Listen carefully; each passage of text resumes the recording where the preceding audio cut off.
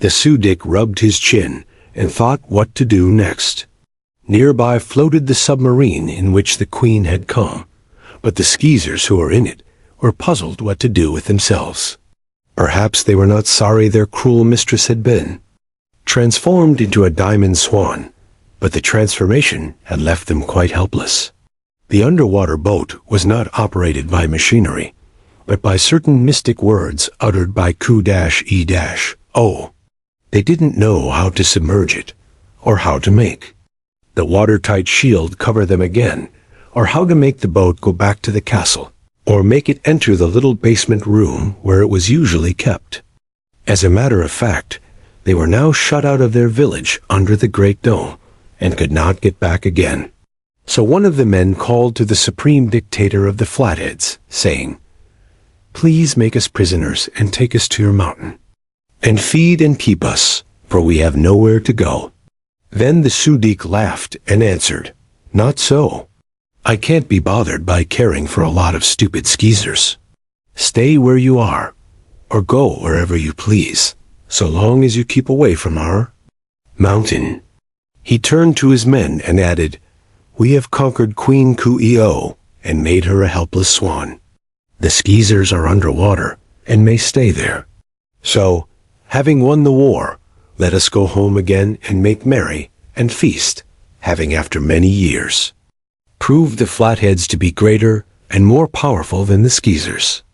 So the Flatheads marched away and passed through the row of palms and went back to their mountain, where the Sudik and a few of his officers feasted, and all the others were forced to wait on them.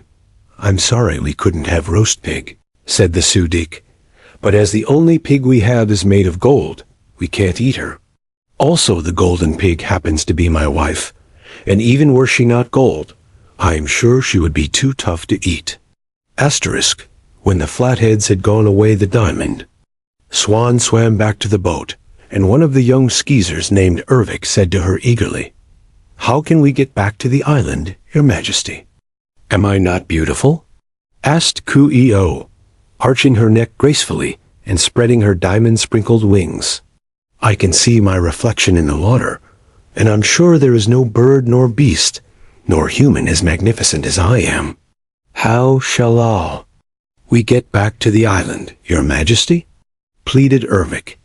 "When my fame spreads throughout the land, people will travel from all parts of this lake to look upon my loveliness," said Q-E-O, shaking her feathers to make the diamonds glitter more brilliantly. "But, Your Majesty, we must go home, and we do not know how to get there," Ervik persisted.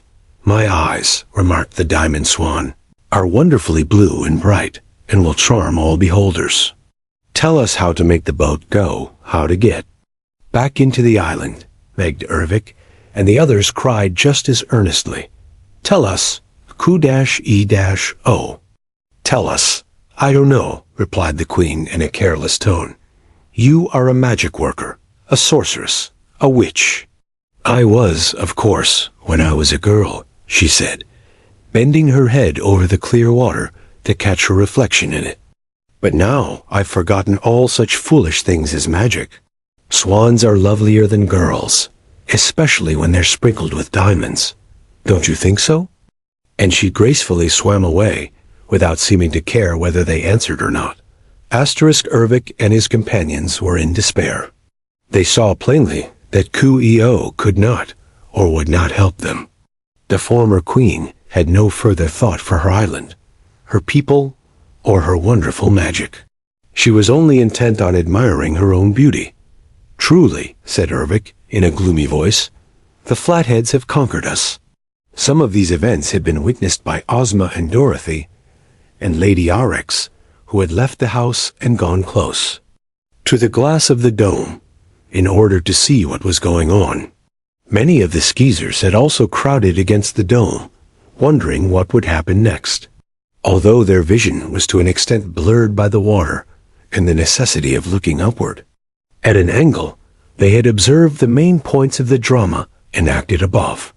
They saw Queen Q-E-O's submarine come to the surface and open. They saw the Queen standing erect to throw her magic rope. They saw her sudden transformation into a diamond swan, and a cry of amazement went up from the skeezers inside the dome. "Good," exclaimed Dorothy. "I hate that old Sudik, but I'm glad Coo-ee-oh is punished. This is a dreadful misfortune," cried Lady Aurex, pressing her hands upon her heart. "Yes," agreed Ozma, nodding her head thoughtfully. "Coo-ee-oh's misfortune will prove a terrible blow to her people." "What do you mean by that?" asked Dorothy in surprise.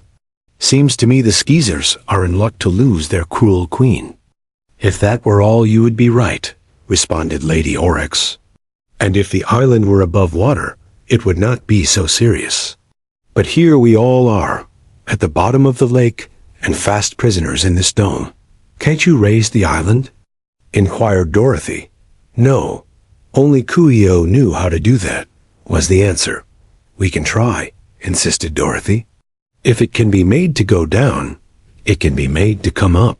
The machinery is still here, I suppose." "Yes, but the machinery works by magic, and Coo-ee-oh would never share her secret power with any one of us." Dorothy's face grew grave. "But she was thinking, Ozma knows a lot of magic," she said. "But not that kind of magic," Ozma replied. "Can't you learn how by looking at the machinery?" "I'm afraid not, my dear. It isn't fairy magic at all.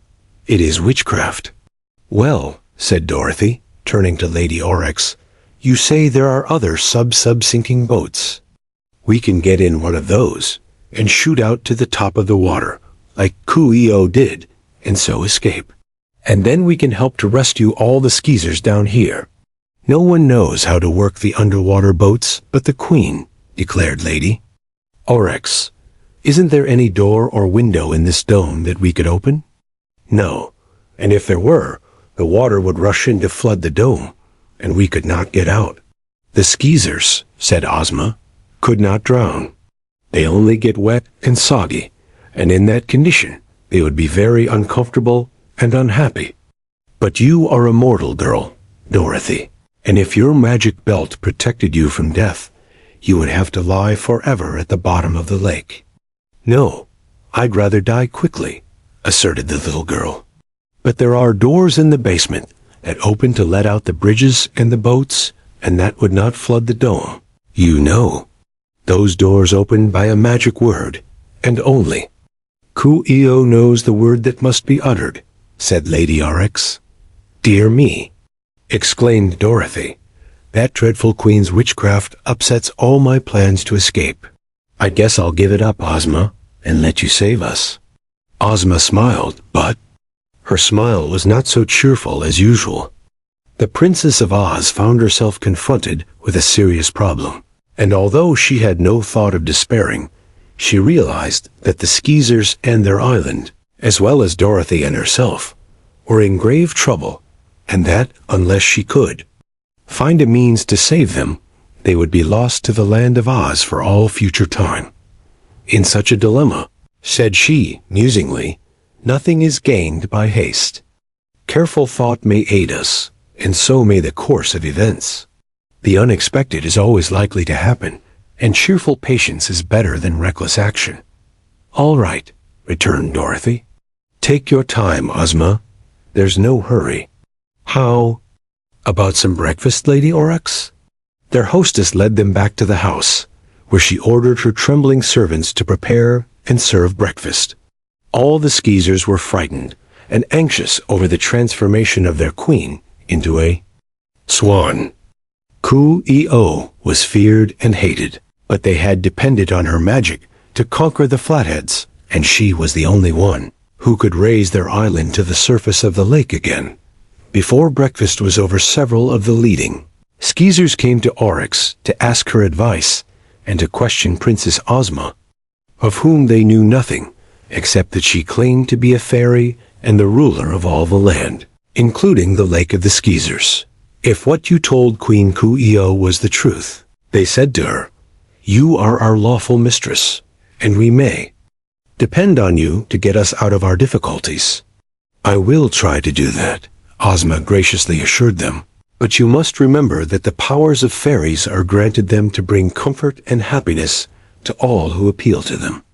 On the contrary, such magic as Coo Ee oh knew and practiced is unlawful witchcraft, and her arts are such as no fairy would condescend to use.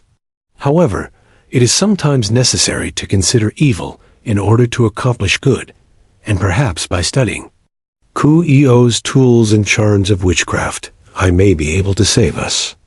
Do you promise to accept me as your ruler and to obey my commands?" They promised willingly. "Then," continued Ozma, "I will go to Coo Ee oh's palace and take possession of it. Perhaps what I find there will be of use to me. In the meantime, tell all the Skeezers to fear nothing, but have patience. Let them return to their homes and perform their daily tasks as usual. Coo Ee oh's loss may not prove a misfortune, but rather a blessing." This speech cheered the Skeezers amazingly. Really, they had no one now to depend upon but Ozma, and in spite of their dangerous position, their hearts were lightened by the transformation and absence of their cruel queen. They got out their brass band, and a grand procession escorted Ozma and Dorothy to the palace, where all of Coo Ee oh's former servants were eager to wait upon them.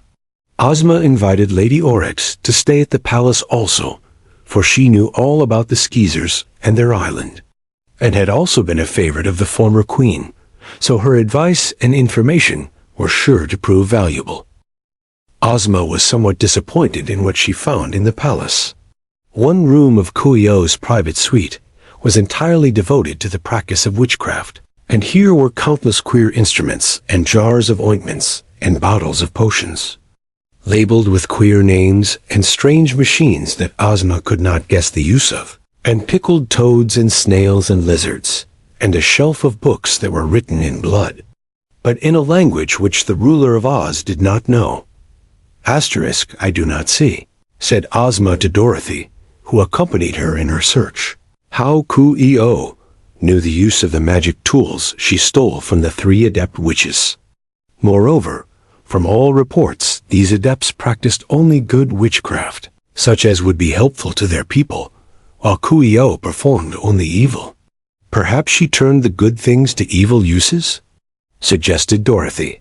"Yes, and with the knowledge she gained, Coo Ee oh doubtless invented many evil things quite unknown to the good adepts, who are now fishes," added Ozma.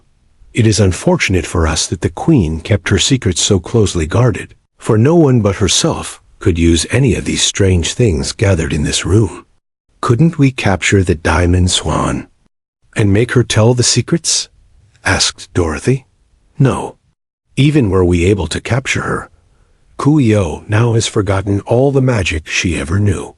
But until we ourselves escape from this dome, we could not capture the swan, and were we to escape, we would have no use for Coo Ee oh's magic." "That's a fact," admitted Dorothy. "But say, Ozma, here's a good idea. Couldn't we capture the 3 fishes, the gold and silver and bronze ones, and couldn't you transform them back to their own shapes? And then couldn't the 3 adepts get us out of here?" "You are not very practical, Dorothy dear. It would be as hard for us to capture the 3 fishes from among all the other fishes in the lake as to capture the swan. But if we could, it would be more help to us," persisted the little girl. "That is true," answered Ozma, smiling at her friend's eagerness. "You find a way to catch the fish, and I'll promise when they are caught to restore them to their proper forms." "I know you think I can't do it," replied Dorothy, "but I'm going to try." She left the palace and went to a place where she could look through a clear pane of the glass dome into the surrounding water. Immediately she became interested in the queer sights that met her view. The Lake of the Skeezers was inhabited by fishes of many kinds and many sizes. The water was so transparent that the girl could see for a long distance, and the fishes came so close to the glass of the dome that sometimes they actually touched it. On the white sands at the bottom of the lake were starfish, lobsters, crabs, and many shellfish of strange shapes and with shells of gorgeous hues. The water foliage was of brilliant colors, and to Dorothy it resembled a splendid garden. But the fishes were the most interesting of all. Some were big and lazy, floating slowly along or lying at rest with just their fins waving. Many with big round eyes looked full at the girl as she watched them, and Dorothy wondered if they could hear her through the glass if she spoke to them. In Oz, where all the animals and birds can talk, many fishes are able to talk also, but usually they are more stupid than birds and animals, because they think slowly and haven't much to talk about. In the lake of the Skeezers, the fish of smaller size were more active than the big ones, and darted quickly in and out among the swaying weeds, as if they had important business and were in a hurry. It was among the smaller varieties that Dorothy hoped to spy the gold and silver and bronze fishes.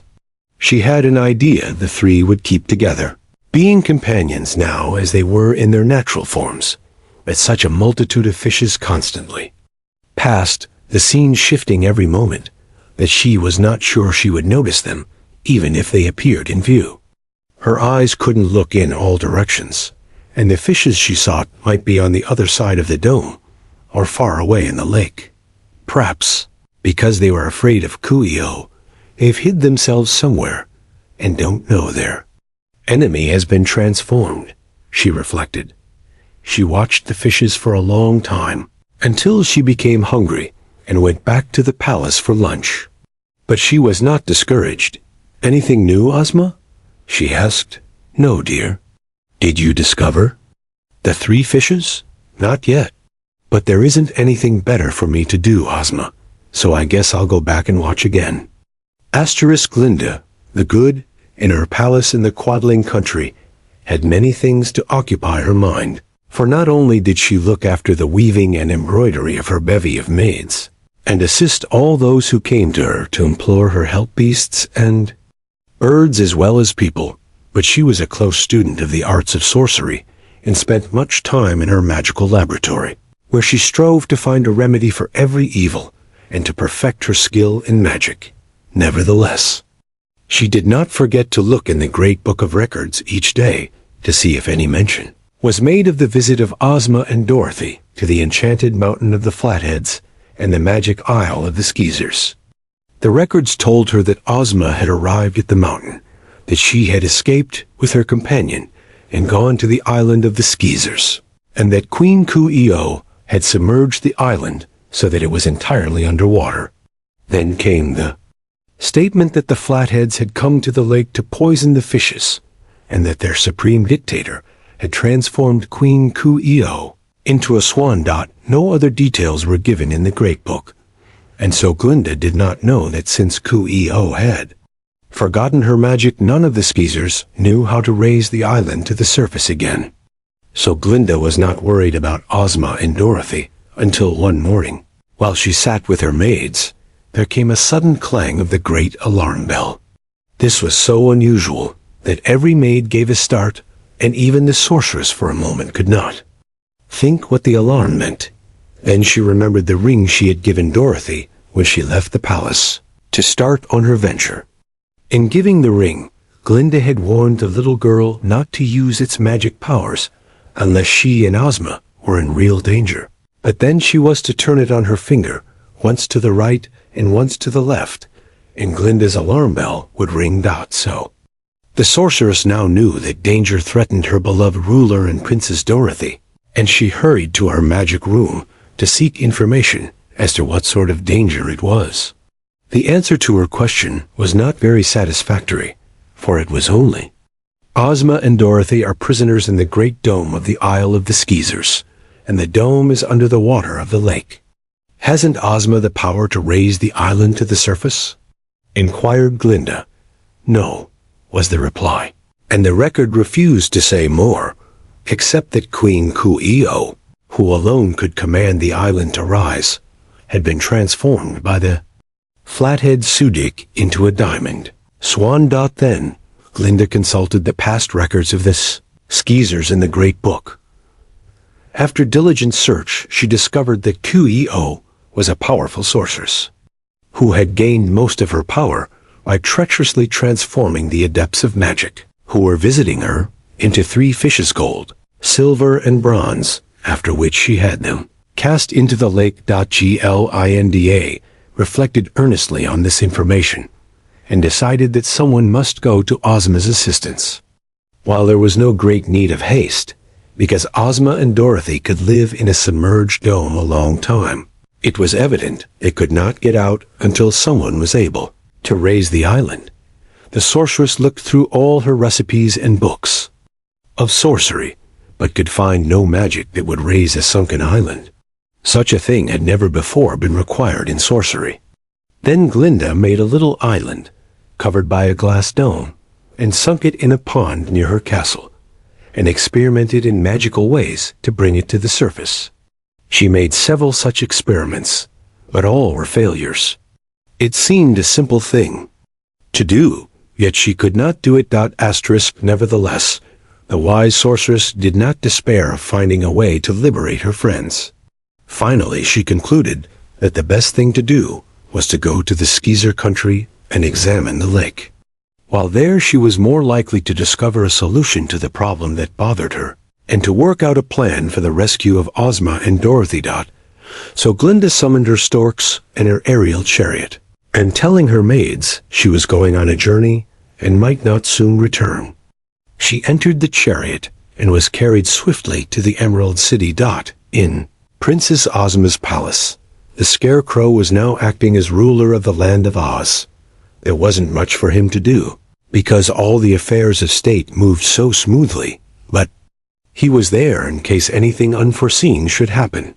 Glinda found the Scarecrow playing croquet with Trot and Betsy Bobbin, 2 little girls who lived at the palace under Ozma's protection, and were great friends of Dorothy, and much loved by all the Oz people. "Something's happened," cried Trot, as the chariot of the sorceress descended near them. "Glinda never comes here, except something's gone wrong." "I hope no harm has come to Ozma or Dorothy," said Betsy anxiously. As the lovely sorceress stepped down from her chariot, Glinda approached the Scarecrow and told him of the dilemma of Ozma and Dorothy, and she added, "We must save them, somehow, Scarecrow." "Of course," replied the Scarecrow, stumbling over a wicket and falling flat on his painted face. The girls picked him up and patted his straw stuffing into shape, and he continued, as if nothing had occurred, "But you'll have to tell me what to do, for I never have raised a sunken island in all my life." "We must have a council of state as soon as possible," proposed the sorceress. "Please send messengers to summon all of Ozma's counselors to this palace, and we can decide what is best to be done." The Scarecrow lost no time in doing this. Fortunately, most of the royal counselors were in the Emerald City or near to it, so they all met in the throne room of the palace that same evening. No ruler ever had such a queer assortment of advisors as the Princess Ozma had gathered about her throne. Indeed, in no other country could such amazing people exist. But Ozma loved them for their peculiarities, and could trust every one of them. First, there was the Tin Woodman. Every bit of him was tin, brightly polished. All his joints were kept well oiled and moved smoothly. He carried a gleaming axe to prove he was a woodman, but seldom had cause to use it, because he lived in a magnificent tin castle in the Winkie country of Oz, and was the emperor of all the Winkies. The Tin Woodman's name was Nick Chopper. He had a very good mind, but his heart was not of much account, so he was very careful to do nothing unkind or to hurt anyone's feelings. Another counselor was Scraps, the patchwork girl of Oz, who was made of a gaudy patchwork quilt, cut into shape and stuffed with cotton. This patchwork girl was very intelligent, but so full of fun and mad pranks that a lot of more stupid folks thought she must be crazy. Scraps was jolly under all conditions, however grave they might be, but her laughter and good spirits were of value in cheering others, and in her seemingly careless remarks much wisdom could often be found. Then there was the Shaggy Man, shaggy from head to foot, hair and whiskers, clothes and shoes, but very kind and gentle, and one of Ozma's most loyal supporters.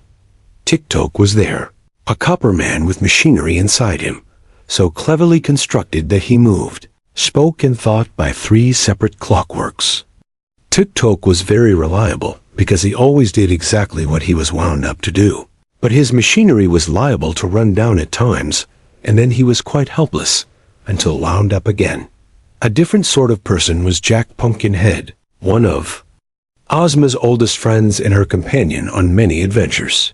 Jack's body was very crude and awkward, being formed of limbs of trees of different sizes, jointed with wooden pegs. But it was a substantial body and not likely to break or wear out, and when it was dressed, the clothes covered much of its roughness. The head of Jack Pumpkinhead was, as you have guessed, a ripe pumpkin, with the eyes, nose, and mouth carved upon one side. The pumpkin was stuck on Jack's wooden neck, and was liable to get turned sidewise or backward, and then he would have to straighten it with his wooden hands. The worst thing about this sort of a head was that it did not keep well, and was sure to spoil, sooner or later. So Jack's main business was to grow a field of fine pumpkins each year, and always before his old head spoiled, he would select a fresh pumpkin from the field and carve the features on it very neatly, and have it ready to replace the old head whenever it became necessary. He didn't always carve it the same way, so his friends never knew exactly what sort of an expression they would find on his face. But there was no mistaking him, because he was the only pumpkin-headed man alive. In the land of Oz, a one-legged sailor man was a member of Ozma's council. His name was Cap'n Bill, and he had come to the land of Oz with Trot, and had been made welcome on account of his cleverness, honesty, and good nature. He wore a wooden leg to replace the one he had lost, and was a great friend of all the children. In Oz, because he could whittle all sorts of toys out of wood with his big jackknife. Professor H.M. Wogglebug, T.E., was another member of the council. The meant highly magnified, for the professor was once a little bug who became magnified to the size of a man and always remained so. The T.E. meant that he was thoroughly educated. He was at the head of Princess Ozma's Royal Athletic College, and so that the students would not have to study and so lose much time that could be devoted to athletic sports, such as football, baseball, and the like. Professor Wogglebug had invented the famous educational pills. If one of the college students took a geography pill after breakfast, he knew his geography lesson in an instant.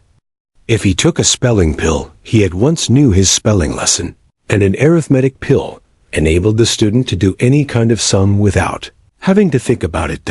These useful pills made the college very popular and taught the boys and girls of Oz their lessons in the easiest possible way.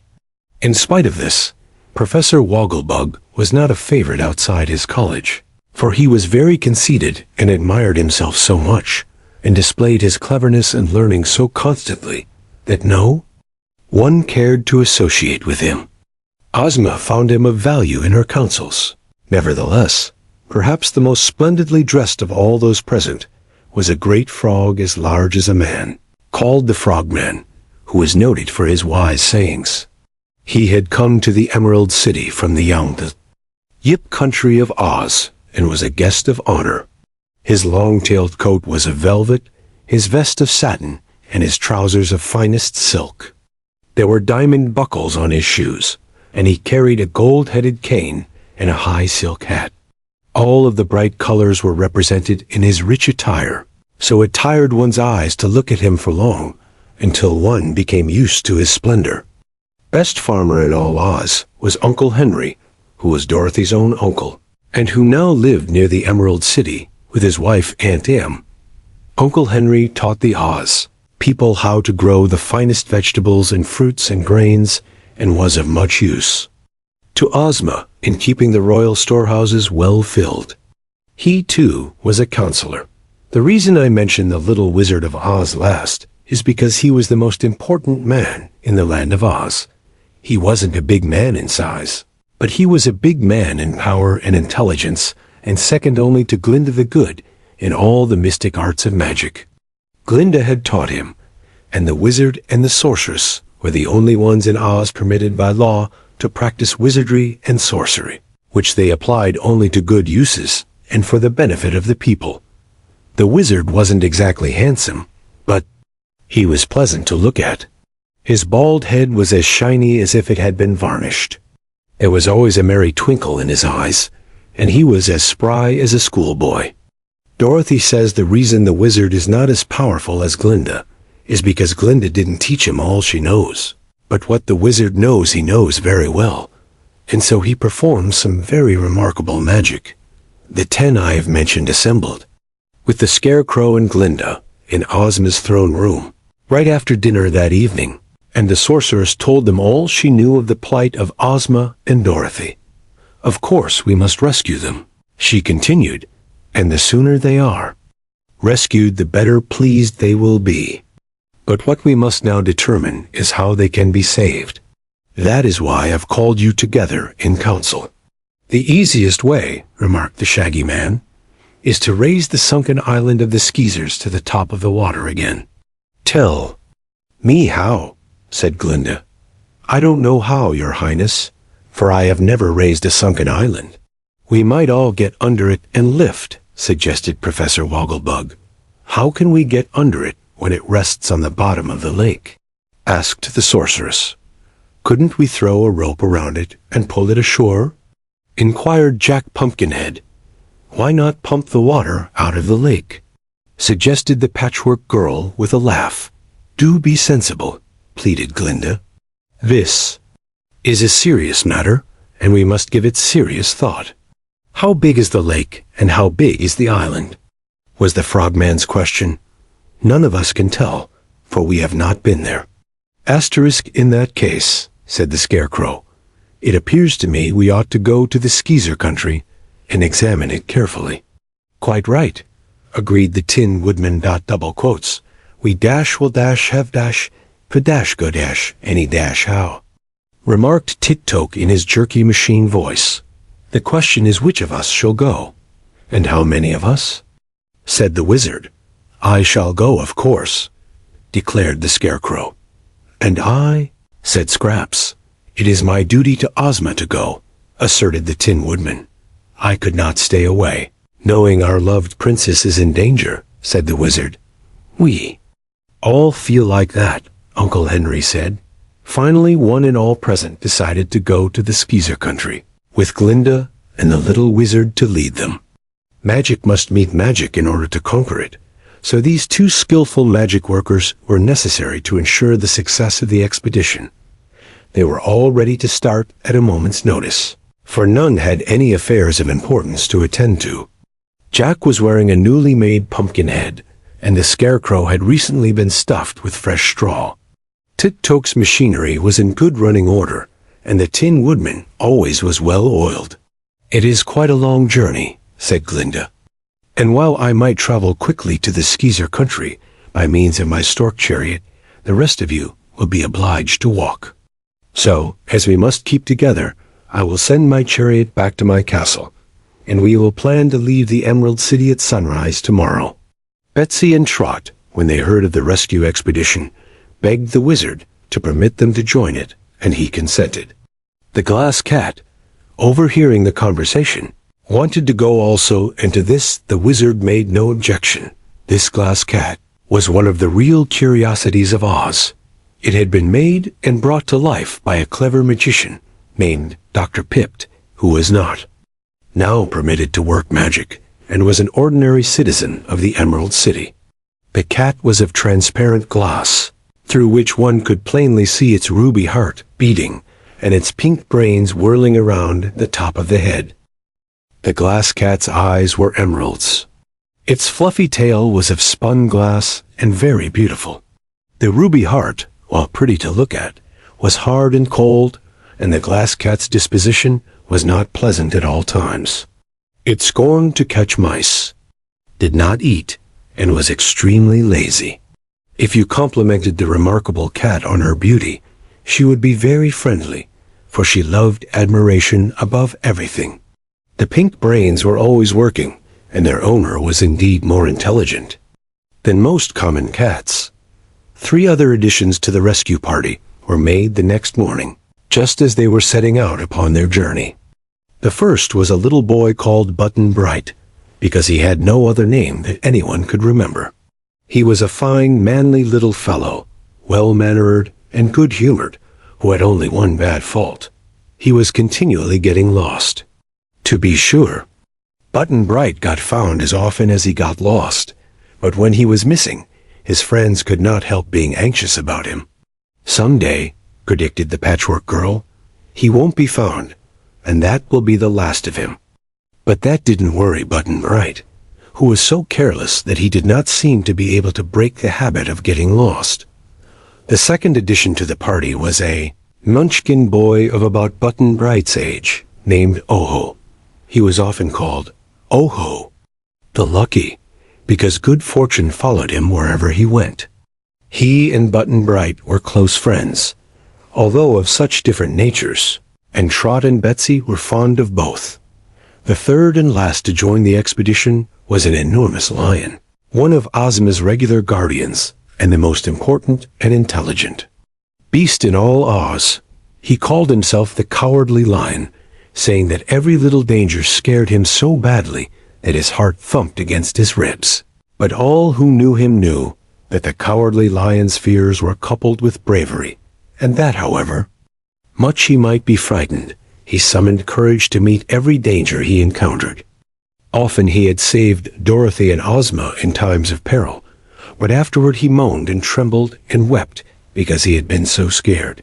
"If Ozma needs help, I'm going to help her," said the great beast.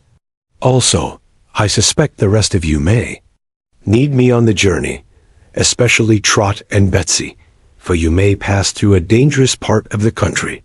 I know that wild Gillikin country pretty well. Its forests harbor many ferocious beasts." They were glad the Cowardly Lion was to join them, and in good spirits the entire party formed a procession and marched out of the Emerald City amid the shouts of the people, who wished them success and a safe return with their beloved ruler. They followed a different route from that taken by Ozma and Dorothy, for they went through the Winky country and up north toward Oogaboo. But before they got there, they swerved to the left and entered the Great Gillikin Forest, the nearest thing to a wilderness in all Oz. Even the Cowardly Lion had to admit that certain parts of this forest were unknown to him, although he had often wandered among the trees, and the Scarecrow and Tin Woodman, who were great travelers, never had been there at all. The forest was only reached after a tedious tramp, for some of the rescue expedition were quite awkward on their feet.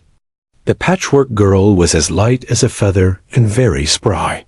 The Tin Woodman covered the ground as easily as Uncle Henry and the Wizard. But Tik-Tok moved slowly, and the slightest obstruction in the road would halt him until the others cleared it away. Then, too, Tik-Tok's machinery kept running down.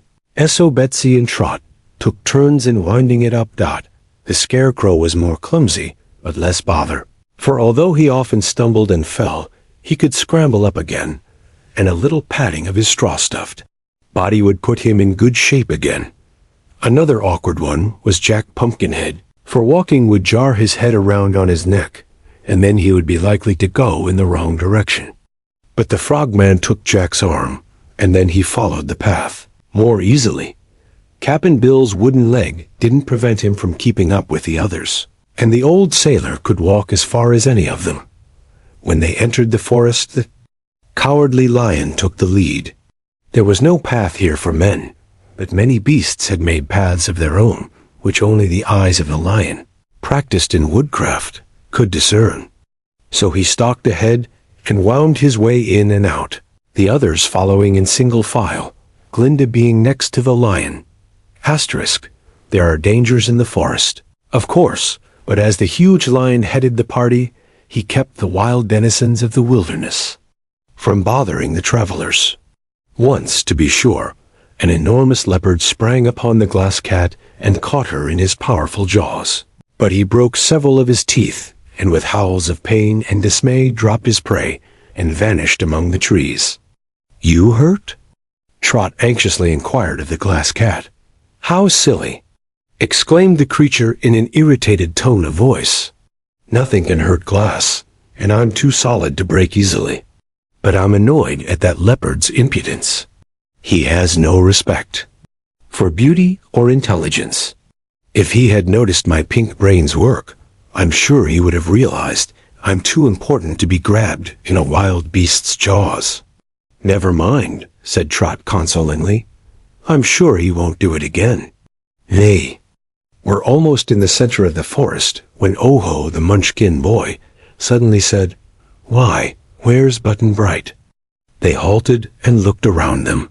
Button Bright was not with the party. "Dear me," remarked Betsy, "I expect he's lost again." "When did you see him last, Oho?" inquired Glinda. "It was some time ago," replied Oho. "He was trailing along at the end and throwing twigs at the squirrels in the trees. Then I went to talk to Betsy and Trot, and just now I noticed he was gone." "This is too bad," declared the wizard, "for it is sure to delay our journey. We must find Button Bright before we go any farther, for this forest is full of ferocious beasts that would not hesitate to tear the boy to pieces." "But what shall we do?" asked the Scarecrow. "If any of us leaves the party to search for Button Bright, he or she might fall a victim to the beasts. And if the lion leaves us, we will have no protector." "The glass cat could go," suggested the Frogman. "The beasts can do her no harm, as we have discovered." The wizard turned to Glinda. "Cannot your sorcery discover where Button Bright is?" he asked. "I think so," replied the sorceress. She called to Uncle Henry, who had been carrying her wicker box, to bring it to her, and when he obeyed, she opened it and drew out a small round mirror. On the surface of the glass, she dusted a white powder and then wiped it away with her handkerchief and looked in the mirror. It reflected a part of the forest, and there, beneath a wide-spreading tree, Button Bright was lying asleep. On one side of him crouched a tiger, ready to spring. On the other side was a big gray wolf, its bared fangs glistening in a wicked way. "Goodness me!" cried Trot, looking over Glinda's shoulder. "They'll catch and kill him, sure."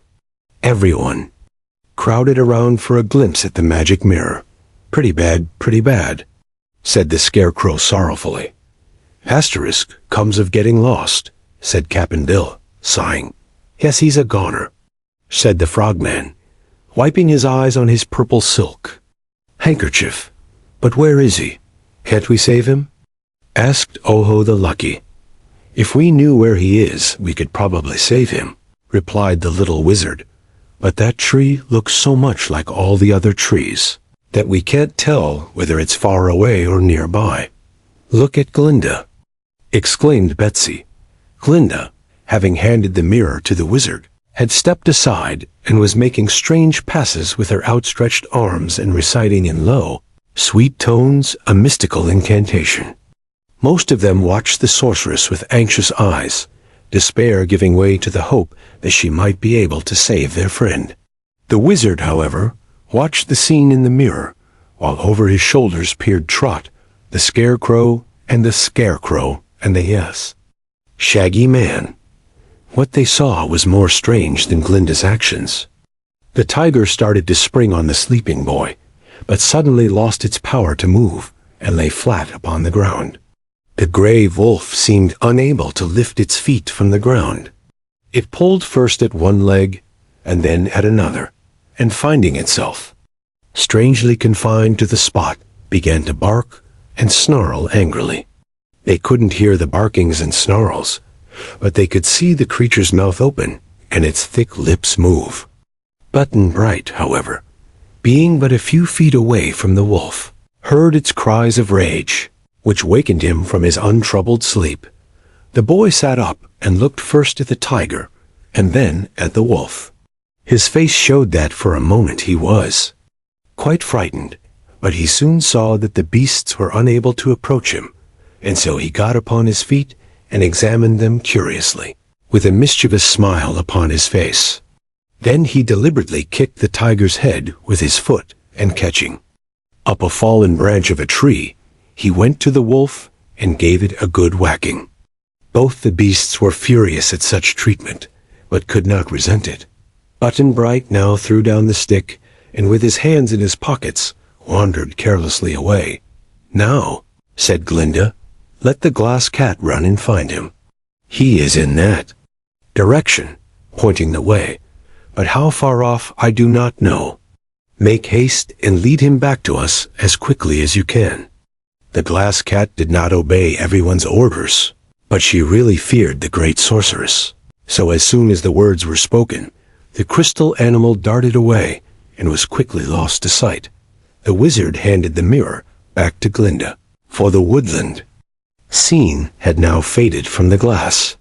Then those who cared to rest sat down to await Button-Bright's coming. It was not long before he appeared through the trees, and as he rejoined his friends, he said in a peevish tone, "Don't ever send that glass cat to find me again. She was very impolite, and if we didn't all know that she had no manners, I'd say she insulted me." Glinda turned upon the boy sternly. "You have caused all of us much anxiety and annoyance," said she. "Only my magic saved you from destruction. I forbid you to get lost again." "Of course," he answered. "It won't be my fault if I get lost again. But it wasn't my fault this time." Asterisk, I must now tell you what happened to Ervic and the 3 other skeezers who were left floating in the iron boat after Queen Coo-ee-oh had been transformed into a diamond swan by the magic of the flathead Sue-Dick-Dot. The 4 skeezers were all young men, and their leader was Ervic. Coo-ee-oh had taken them with her in the boat to assist her if she captured the flathead chief, as she hoped to do by means of her silver rope. They knew nothing about the witchcraft that moved the submarine, and so, when left floating upon the lake, were at a loss what to do. The submarine could not be submerged by them, or made to return to the sunken island. There were neither oars nor sails in the boat, which was not anchored, but drifted quietly upon the surface of the lake. The diamond swan had no further thought or care for her people. She had sailed over to the other side of the lake, and all the calls and pleadings of Ervic and his companions were unheeded by the vain bird. As there was nothing else for them to do, they sat quietly in their boat and waited as patiently as they could for someone to come to their aid. The Flatheads had refused to help them and had gone back to their mountain. All the Skeezers were imprisoned in the Great Dome and could not help even themselves. When evening came, they saw the Diamond Swan, still keeping to the opposite shore of the lake, walk out of the water to the sands, shake her diamond-sprinkled feathers, and then disappear among the bush to seek a resting place for the night. "I'm hungry," said Ervic. "I'm cold," said another Skeezer. "I'm tired," said a third. "I'm afraid," said the last one of them, but it did them no good to complain. Night fell, and the moon rose and cast a silvery sheen over the surface of the water. "Go to sleep," said Ervic to his companions. "I'll stay awake and watch, for we may be rescued in some unexpected way." So the other 3 laid themselves down in the bottom of the boat and were soon fast asleep. Ervic watched. He rested himself by leaning over the bow of the boat, his face near to the moonlit water, and thought dreamily of the day's surprising events, and wondered what would happen. To the prisoners in the Great Dome, suddenly a tiny goldfish popped its head above the surface of the lake, not more than a foot from his eyes. A silverfish then raised its head beside that of the goldfish, and a moment later, a bronzefish lifted its head beside the others. The 3 fish, all in a row, looked earnestly with their round, bright eyes into the astonished eyes of Ervic the Skeezer. "We are the 3 adepts whom Queen Coo-ee-oh betrayed and wickedly transformed," said the goldfish, its voice low and soft, but distinctly heard in the stillness of the night. "I know of our queen's treacherous deed," replied Ervic, "and I am sorry for your misfortune. Have you been in the lake ever since?" "Yes," was the reply. "I hope you are well and comfortable," stammered Ervik, not knowing what else to say. "We knew that someday Kuio would meet with the fate she so richly deserves," declared the bronzefish. "We have waited and watched for this time. Now, if you will promise to help us and will be faithful and true, you can aid us in regaining our natural forms and save yourself and all your people from the dangers that now threaten you." "Well," said Ervik, "you can depend on my doing the best I can, but I'm no witch nor magician, you must know."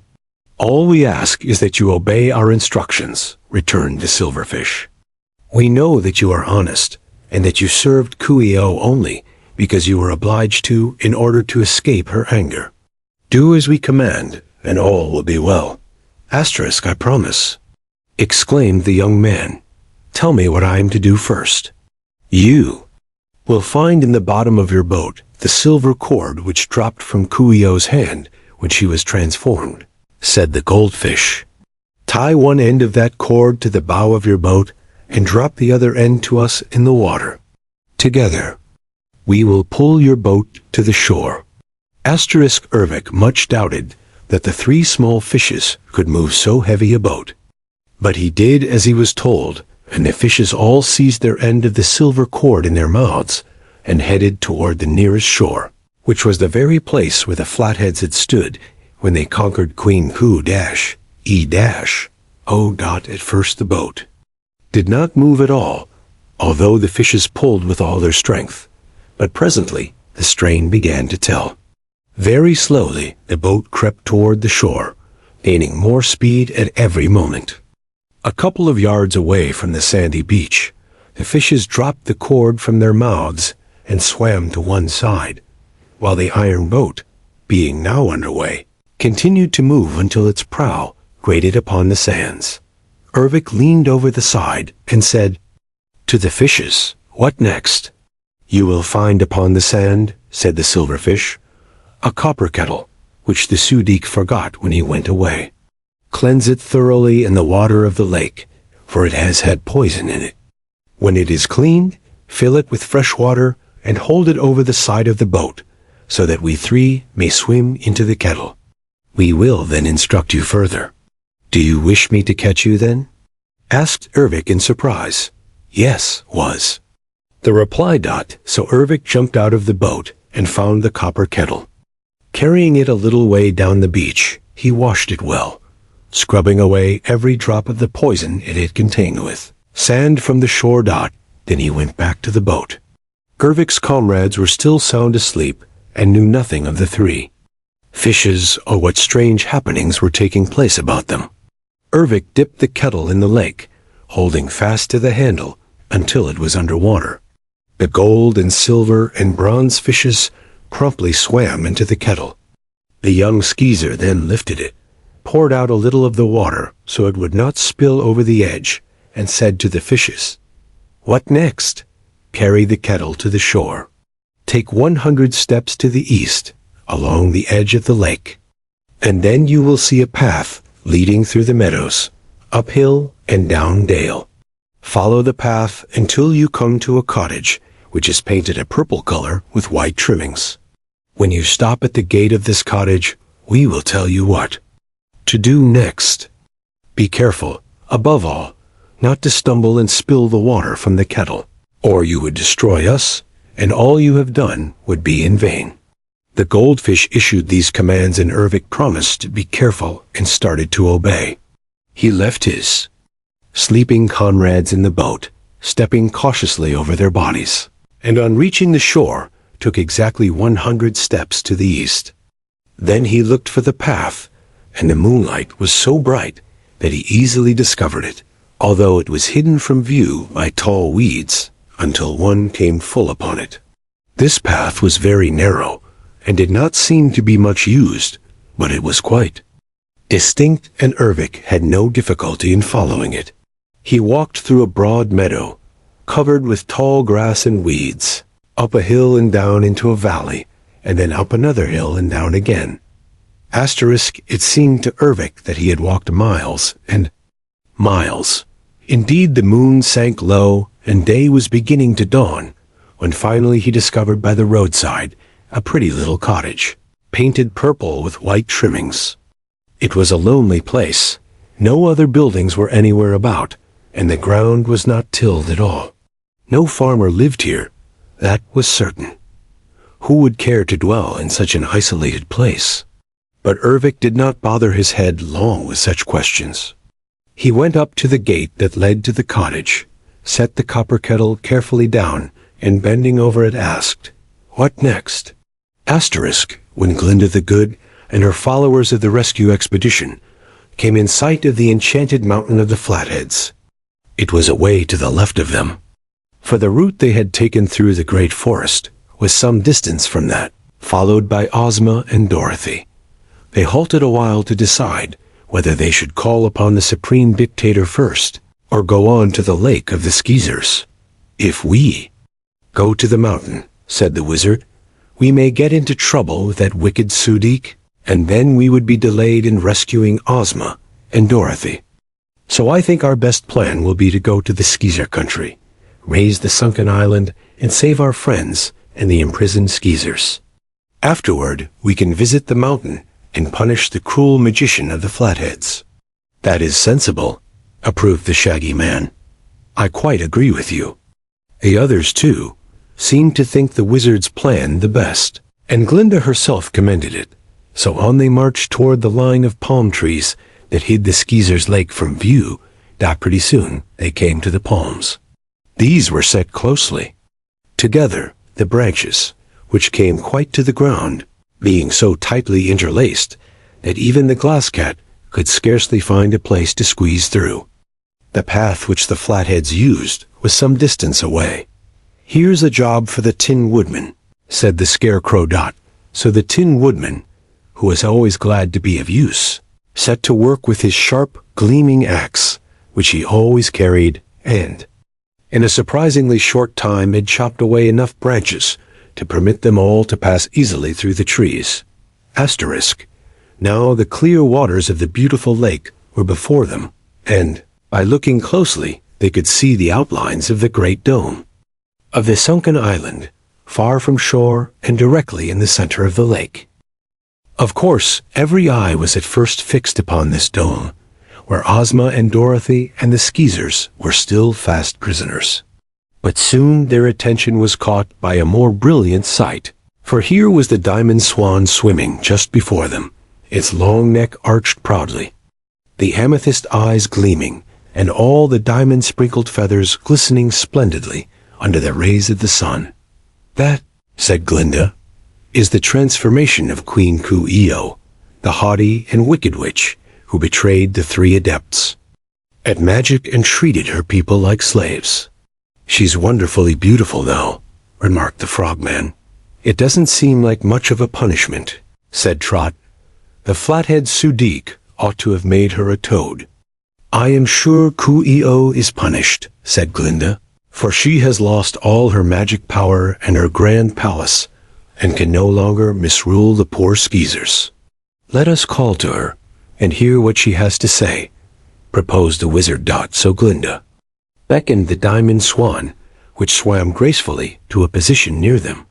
Before anyone could speak, Coo-ee-oh called to them in a rasping voice, for the voice of a swan is always harsh and unpleasant, and said with much pride, "Admire me, strangers. Admire the lovely Coo-ee-oh, the handsomest creature in all Oz. Admire me." "Handsome is as handsome does," replied the Scarecrow. "Are your deeds lovely, Coo-ee-oh?" "Deeds? What deeds can a swan do but swim around and give pleasure to all beholders?" said the sparkling bird. "Have you forgotten your former life? Have you forgotten your magic and witchcraft?" inquired the wizard. "Magic witchcraft? Pshaw! Who cares for such silly things?" retorted Coo-ee-oh. "As for my past life, it seems like an unpleasant dream. I wouldn't go back to it if I could. Don't you admire my beauty, strangers? Tell us, Coo-ee-oh," said Glinda earnestly, "if you can recall enough of your witchcraft to enable us to raise the sunken island to the surface of the lake. Tell us that, and I'll give you a string of pearls to wear around your neck and add to your beauty. Nothing can add to my beauty, for I'm the most beautiful creature anywhere in the whole world. But how can we raise the island? I don't know, and I don't care. If ever I knew, I've forgotten, and I'm glad of it, was the response. Just watch me circle around and see me glitter. It's no use, said Button Bright. The old swan is too much in love with herself to think of anything else. That's a fact, agreed Betsy with a sigh. But we've got to get Ozma and Dorothy out of that lake somehow or other. And we must do it in our own way, added the Scarecrow. But how? Asked Uncle Henry in a grave voice, for he could not bear to think of his dear niece Dorothy being out there, underwater. How shall we do it? Leave that to Glinda, advised the wizard, realizing he was helpless to do it himself. If it were just an ordinary sunken island, said the powerful sorceress, there would be several ways by which I might bring it to the surface again. But this is a magic isle, and by some curious art of witchcraft, unknown to any but Queen Coo-ee-oh, it obeys certain commands of magic and will not respond to any other. I do not despair in the least, but it will require some deep study to solve this difficult problem. If the swan could only remember the witchcraft that she invented and knew as a woman, I could force her to tell me the secret, but all her former knowledge is now forgotten. It seems to me, said the wizard after a brief silence had followed, Glinda's speech, that there are 3 fishes in this lake that used to be adepts in magic, and from whom Coo-ee-oh stole much of her knowledge. If we could find those fishes and return them to their former shapes, they could doubtless tell us what to do to bring the sunken island to the surface. I have thought of those fishes, replied Glinda, but among so many fishes as this lake contains, how are we to single them out? You will understand, of course, that had Glinda been at home in her castle, where the great book of records was, she would have known that Ervic the Skeezer already had taken the gold and silver and bronze fishes from the lake. But that act had been recorded in the book after Glinda had set out on this journey, so it was all unknown to her. I think I see a boat yonder on the shore, said Oho the Munchkin boy, pointing to a place around the edge of the lake. If we could get that boat and row all over the lake, calling to the magic fishes, we might be able to find them. Let us go to the boat, said the wizard. They walked around the lake to where the boat was stranded upon the beach, but found it empty.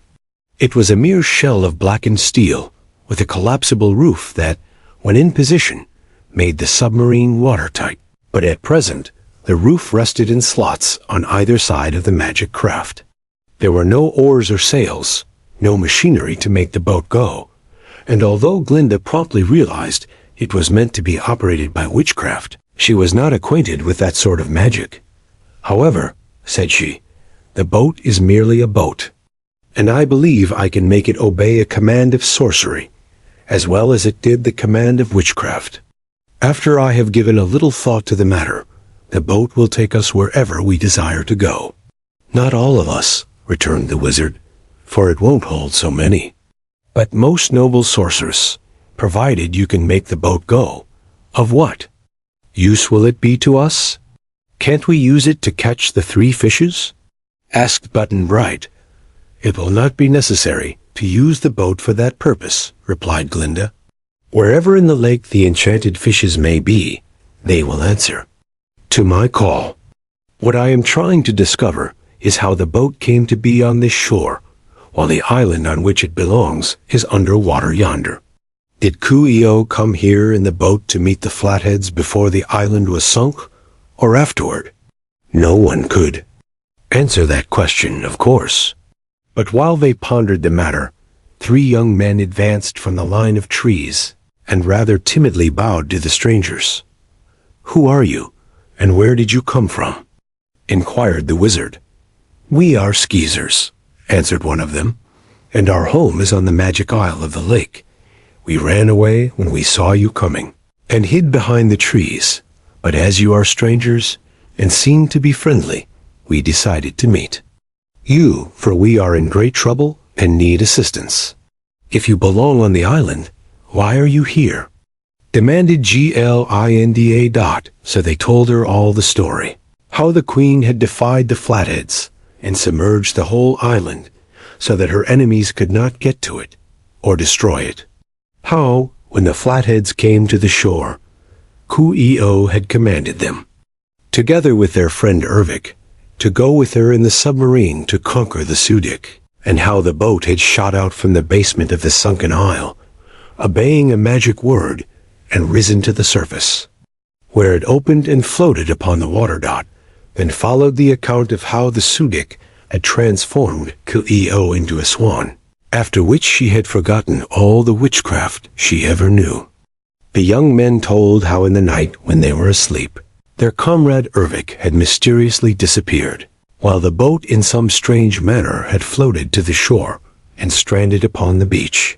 That was all they knew. They had searched in vain for 3 days for Ervic, as their island was under water and they could not get back to it. The 3 skeezers had no place to go, and so had waited patiently beside their boat for something to happen, being questioned by Glinda and the wizard. They told all they knew about Ozma and Dorothy, and declared the 2 girls were still in the village under the Great Dome. They were quite safe, and would be well cared for by Lady Oryx, now that the queen who opposed them was out of the way. They had gleaned all the information they could from these skeezers.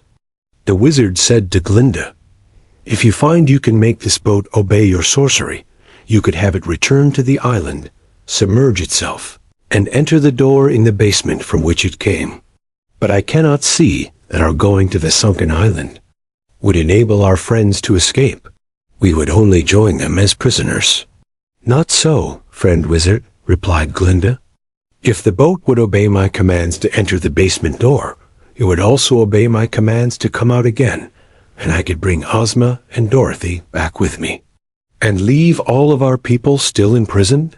asked one of the skeezers reproachfully.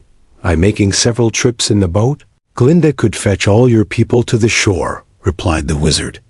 "But what could they do then?" inquired another skeezer.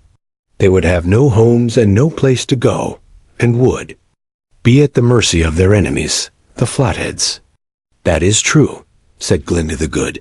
"And as these people are Ozma's subjects, I think she would refuse to escape with Dorothy and leave the others behind, or to abandon the island, which is the lawful home of the skeezers.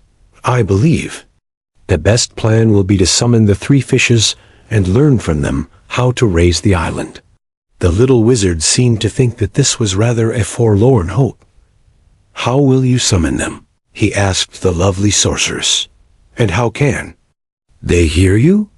"That is something we must consider carefully," responded stately Glinda, with a serene smile. "I think I can find a way." All of Ozma's counselors applauded this sentiment, for they knew well the powers of the sorceress. "Very well," agreed the wizard. "Summon them, most noble Glinda. Asterisk, we must now return to Ervic the Skeezer, who, when he had set down the copper kettle containing the 3 fishes at the gate of the lonely cottage, had asked, "What next?" The goldfish stuck its head above the water in the kettle and said in its small but distinct voice, "You are to lift the latch, open the door, and walk boldly into the cottage. Do not be afraid of anything you see, for however you seem to be threatened with dangers, nothing can harm you.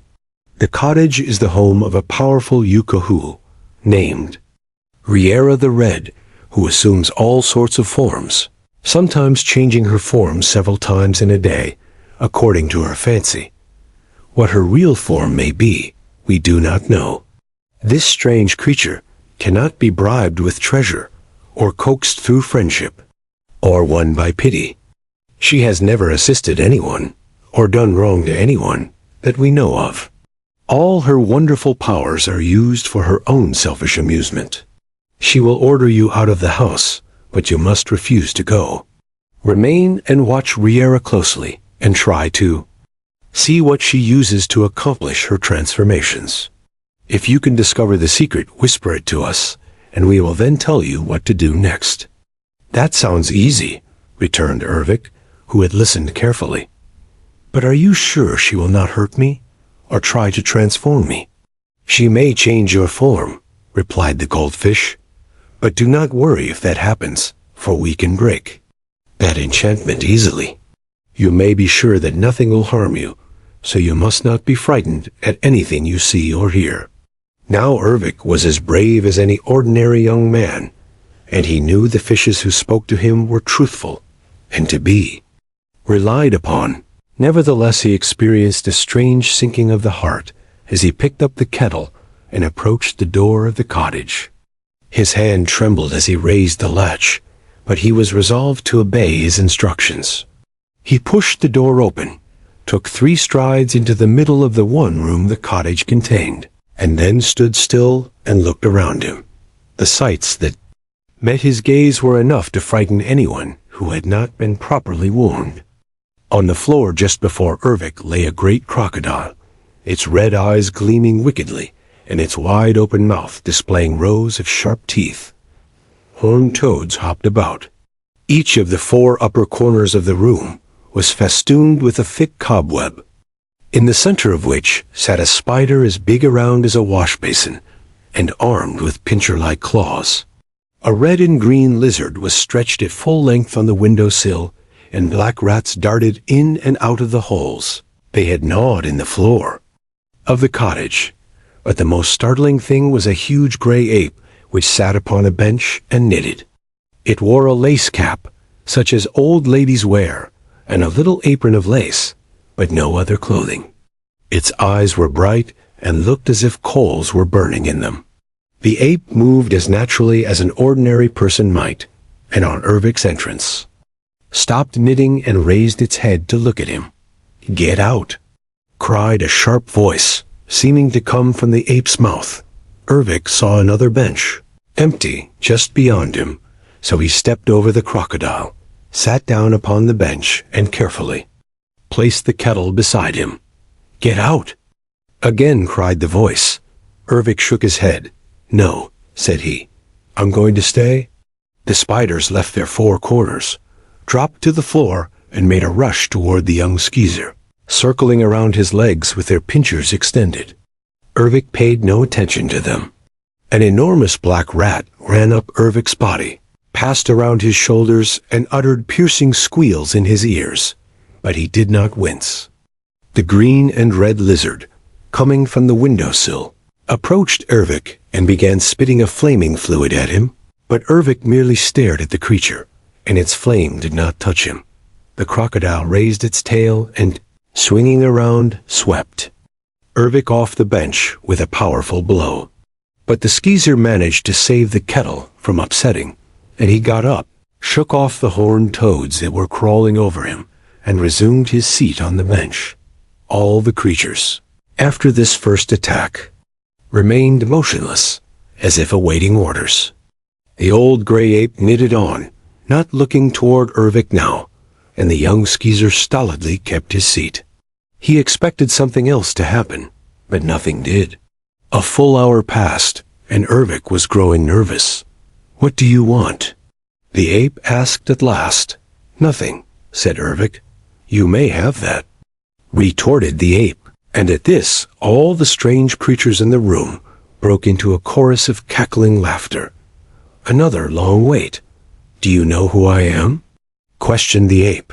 "You must be Riera the Red the Yucahoo," Ervik answered, knowing. "So much, you must also know that I do not like strangers. Your presence here in my home annoys me. Do you not fear my anger?" "No," said the young man. "Do you intend to obey me and leave this house?" "No," replied Ervik, just as quietly as the Yucahoo had spoken.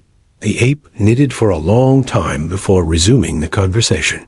"Curiosity," it said, "has led to many a man's undoing. I suppose in some way you have learned that. I do tricks of magic, and so through curiosity you have come here. You may have been told that I do not injure anyone, so you are bold enough to disobey my commands to go away. You imagine that you may witness some of the rites of witchcraft, and that they may amuse you. Have I spoken truly? Well, remarked Ervik, who had been pondering on the strange circumstances of his coming here, you are right in some ways, but not in others. I am told that you work magic only for your own amusement. That seems to me very selfish. Few people understand magic. I'm told that you are the only real Yukahu in all Oz. Why don't you amuse others as well as yourself? What right have you to question my actions? None at all. And you say you are not here to demand any favors of me? For myself, I want nothing from you. You are wise in that. I never grant favors. That doesn't worry me, declared Ervik. But you are curious? You hope to witness some of my magic transformations? If you wish to perform any magic, go ahead, said Ervik. It may interest me, and it may not. If you'd rather, go on with your knitting. It's all the same to me. I am in no hurry at all. This may have puzzled Red Riera, but the face beneath the lace cap could show no expression, being covered with hair. Perhaps in all her career, the Yukahu had never been visited by anyone who, like this young man, asked for nothing, expected nothing, and had no reason for coming except curiosity. This attitude practically disarmed the witch, and she began to regard the skeezer in a more friendly way. She knitted for some time, seemingly in deep thought, and then she arose and walked to a big cupboard that stood against the wall of the room. When the cupboard door was opened, Ervik could see a lot of drawers inside, and into one of these drawers, the second from the bottom Riera, thrust a hairy hand dot, until now Ervik could see over the bent form of the ape. But suddenly the form, with its back to him, seemed to straighten up and blot out the cupboard of drawers. The ape had changed to the form of a woman, dressed in the pretty Gilligan costume, and when she turned around he saw that it was a young woman, whose face was quite attractive. Asterisk, do you like me better this way? Riera inquired with a smile. You look better, he said calmly, but I'm not sure I like you any better. She laughed, saying, during the heat of the day I like to be an ape, for an ape doesn't wear any clothes to speak of. But if one has gentlemen callers, it is proper to dress up. Ervik noticed her right hand was closed, as if she held something in it. She shut the cupboard door, bent over the crocodile, and in a moment the creature had changed to a red wolf. It was not pretty even now, and the wolf crouched beside its mistress as a dog might have done. Its teeth looked as dangerous as had those of the crocodile dot next the Yukahu, and went about touching all the lizards and toads, and at her touch they became kittens. The rats she changed into chipmunks. Now the only horrid creatures remaining were the 4 great spiders, which hid themselves behind their thick webs. There, Riera cried, now my cottage presents a more comfortable appearance. I love the toads and lizards and rats, because most people hate them, but I would tire of them if they always remained the same. Sometimes I change their forms a dozen times a day. You are clever, said Ervik. I did not hear you utter any incantations or magic words. All you did was to touch the creatures. Oh, do you think so? She replied. Well, touch them yourself, if you like, and see if you can change their forms. No, said the skeezer. I don't understand magic, and if I did, I would not try to imitate your skill. You are a wonderful Yukahu, while I am only a common skeezer. This confession seemed to please Riera, who liked to have her witchcraft appreciated.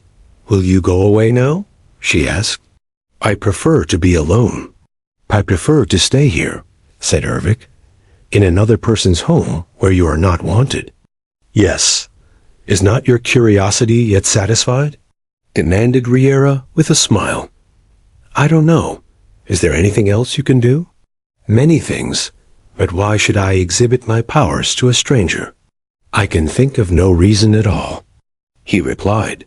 She looked at him curiously. You want no power for yourself, you say, and you're too stupid to be able to steal my secrets. This isn't a pretty cottage, while outside are sunshine, broad prairies, and beautiful wildflowers. Yet you insist on sitting on that bench and annoying me with your unwelcome presence.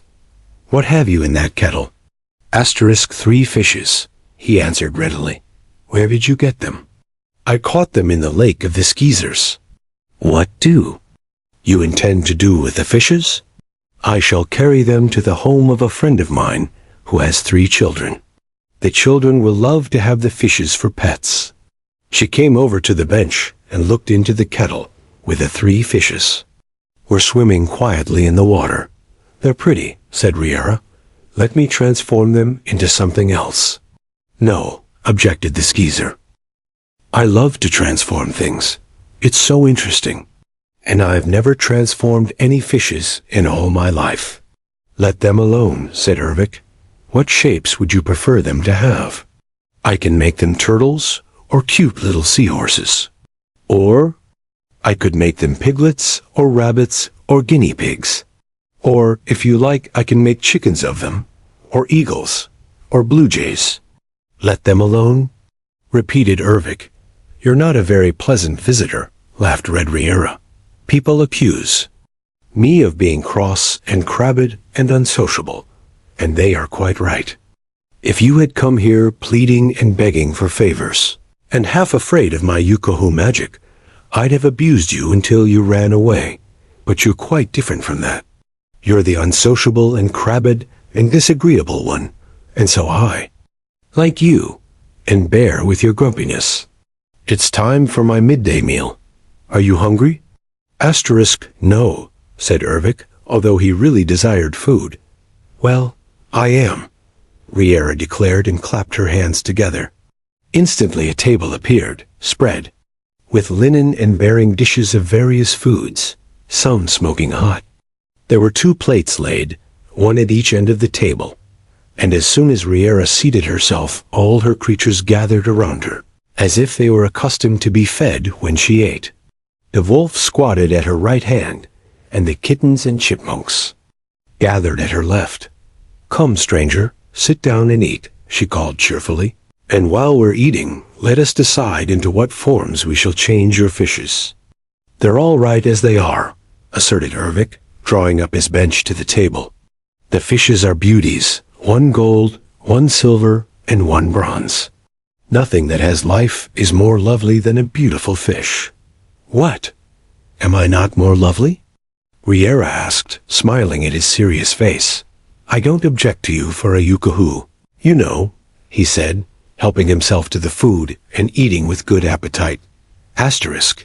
And don't you consider a beautiful girl more lovely than a fish? However pretty the fish may be? Well, replied Ervik, after a period of thought, that might be. If you transformed my 3 fish into 3 girls who would be adepts at magic, you know they might please me as well as the fish do. You won't do that, of course. Because you can't, with all your skill. And should you be able to do so, I fear my troubles would be more than I could bear. They would not consent to be my slaves, especially if they were adepts at magic, and so they would command me to obey them.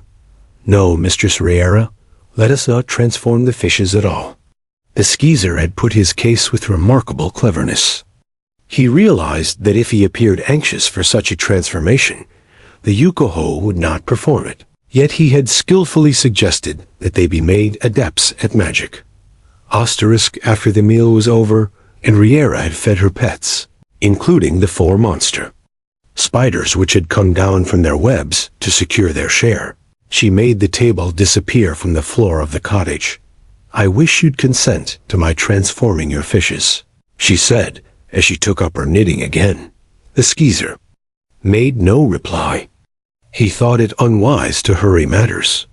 All during the afternoon they sat silent. Once Riera went to her cupboard, and after thrusting her hand into the same drawer as before, touched the wolf and transformed it into a bird with gorgeous colored feathers. This bird was larger than a parrot and of a somewhat different form, but Ervik had never seen one like it before. Sing, said Riera to the bird, which had perched itself on a big wooden peg as if it had been in the cottage before, and knew just what to do. And the bird sang jolly, rollicking songs with words to them, just as a person who had been carefully trained might do. The songs were entertaining, and Ervik enjoyed listening to them. In an hour or so, the bird stopped singing, tucked its head under its wing, and went to sleep. Riera continued knitting, but seemed thoughtful. Now Ervik had marked this cupboard drawer well, and had concluded that Riera took something from it which enabled her to perform her transformations. He thought that if he managed to remain in the cottage, and Riera fell asleep, he could slyly open the cupboard, take a portion of whatever was in the drawer, and by dropping it into the copper kettle, transform the three fishes into their natural shapes. Indeed, he had firmly resolved to carry out this plan when the Yukahu put down her knitting and walked toward the door. "I'm going out for a few minutes," said she. "Do you wish to go with me, or will you remain here?" Ervik did not answer, but sat quietly on his bench. So Riera went out and closed the cottage door. As soon as she was gone, Ervik rose and tiptoed to the cupboard. "Take care, take care," cried several voices, coming from the kittens and chipmunks. "If you touch anything, we'll tell the Yuka." Ervik hesitated a moment, but, remembering that he need not consider Riera's anger if he succeeded in transforming the fishes, he was about to open the cupboard when he was arrested by the voices of the fishes, which stuck their heads above the water in the kettle and called out, "Come here, Ervik." So he went back to the kettle and bent over it. "Let the cupboard alone," said the goldfish to him earnestly. "You could not succeed by getting that magic powder, for only the Yukahu knows how to use it. The best way is to allow her to transform us into 3 girls, for then we will have our natural shapes and be able to perform all the arts of magic we have learned and well understand. You are acting wisely and in the most effective manner. We did not know you were so intelligent, or that Riera could be so easily deceived by you. Continue as you have begun, and try to persuade her to transform us.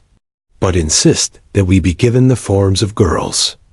Asterisk, the goldfish ducked its head down just as Riera re-entered the cottage. She saw Ervik bent over the kettle, so she came and joined him. "Can your fishes talk?" she asked. "Sometimes," he replied, "for all fishes in the land of Oz know how to speak. Just now they were asking me for some bread. They are hungry."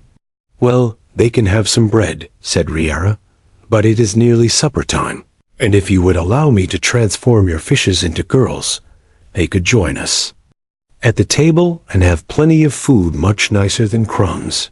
Why not let me transform them?" "Well," said Ervik, as if hesitating, "ask the fishes. If they consent, why then, I'll think it over." Riera bent over the kettle and asked, "Can you hear me, little fishes?" All 3 popped their heads above water.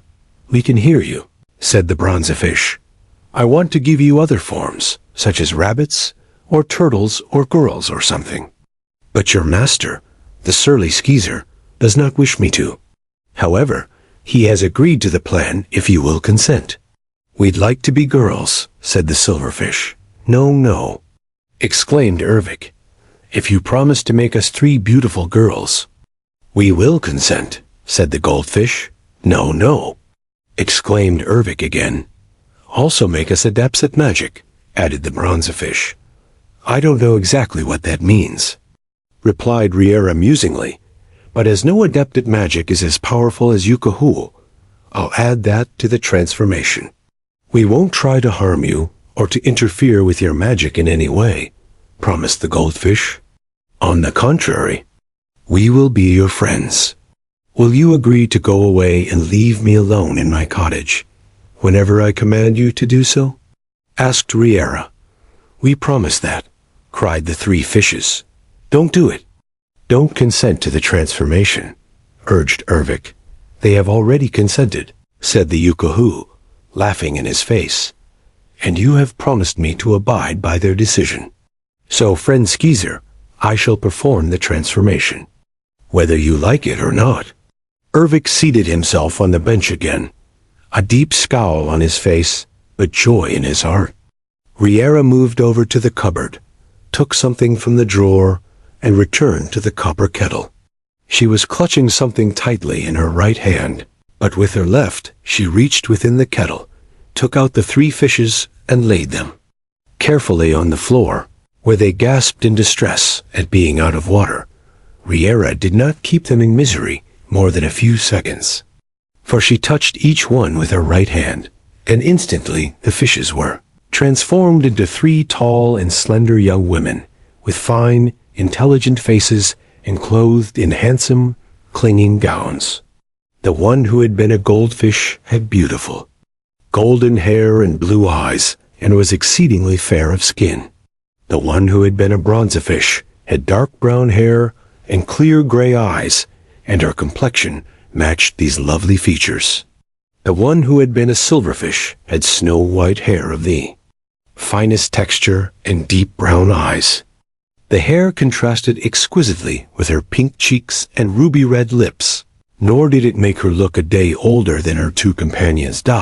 As soon as they secured these girlish shapes, all 3 bowed low to the Yukahu and said, "We thank you, Riera." Then they bowed to the skeezer and said, "We thank you, Ervik." "Very good," cried the Yukahu, examining her work with critical approval. "You are much better and more interesting than fishes, and this ungracious skeezer would scarcely allow me to do the transformations. You surely have nothing to thank him for, but now let us dine in honor of the occasion." She clapped her hands together, and again a table loaded with food appeared in the cottage. It was a longer table this time, and places were set for the 3 adepts, as well as for Riera and Ervik. "Sit down, friends, and eat your fill," said the Yukahu, but instead of seating herself at the head of the table, she went to the cupboard, saying to the adepts, "Your beauty and grace, my fair friends, quite outshine my own. So that I may appear properly at the banquet table, I intend, in honor of this occasion, to take upon myself my natural shape." Scarcely had she finished this speech when Riera transformed herself into a young woman fully as lovely as the 3 adepts. She was not quite so tall as they, but her form was more rounded and more handsomely clothed, with a wonderful jeweled girdle and a necklace of shining pearls. Her hair was a bright auburn red, and her eyes large and dark. "Do you claim this is your natural form?" asked Ervik of the Yukahu. "Yes," she replied. "This is the only form I am really entitled to wear. But I seldom assume it because there is no one here to admire or appreciate it, and I get tired admiring it myself." "I see now why you are named Riera the Red," remarked Ervik. "It is on account of my red hair," she explained, smiling. "I do not care for red hair myself, which is one reason I usually wear other forms." "It is beautiful," asserted the young man. And then, remembering the other women present, he added, "But of course, all women should not have red hair, because that would make it too common. Gold and silver and brown hair are equally handsome." The smiles that he saw interchanged between the 4 filled the poor skeezer with embarrassment, so he fell silent and attended to eating his supper, leaving the others to do the talking. The 3 adepts frankly told Riera who they were, how they became fishes, and how they had planned secretly to induce the Yukahu to transform them. They admitted that they had feared, had they asked her to help, that she would have refused them. "You are quite right," returned the Yukahu. "I make it my rule never to perform magic to assist others, for if I did, there would always be crowds at my cottage demanding help, and I hate crowds and want to be left alone. However, now that you are restored to your proper shapes, I do not regret my action, and I hope you will be of use in saving the Skeezer people by raising their island to the surface of the lake, where it really belongs. But you must promise me that after you go away, you will never come here again, nor tell anyone what I have done for you." The 3 adepts and Ervik thanked the Yukahu warmly. They promised to remember her wish that they should not come to our cottage again, and so, with a goodbye, took their departure. Glinda the Good, having decided to try her sorcery upon the abandoned submarine so that it would obey her commands, asked all of her party, including the Skeezers, to withdraw from the shore of the lake to the line of palm trees. She kept with her only the little Wizard of Oz, who was her pupil and knew how to assist her in her magic rites. When they two were alone beside the stranded boat, Glinda said to the wizard, "I shall first try my magic recipe No. 1163, which is intended to make inanimate objects move at my command. Have you a Scarabithrup with you?"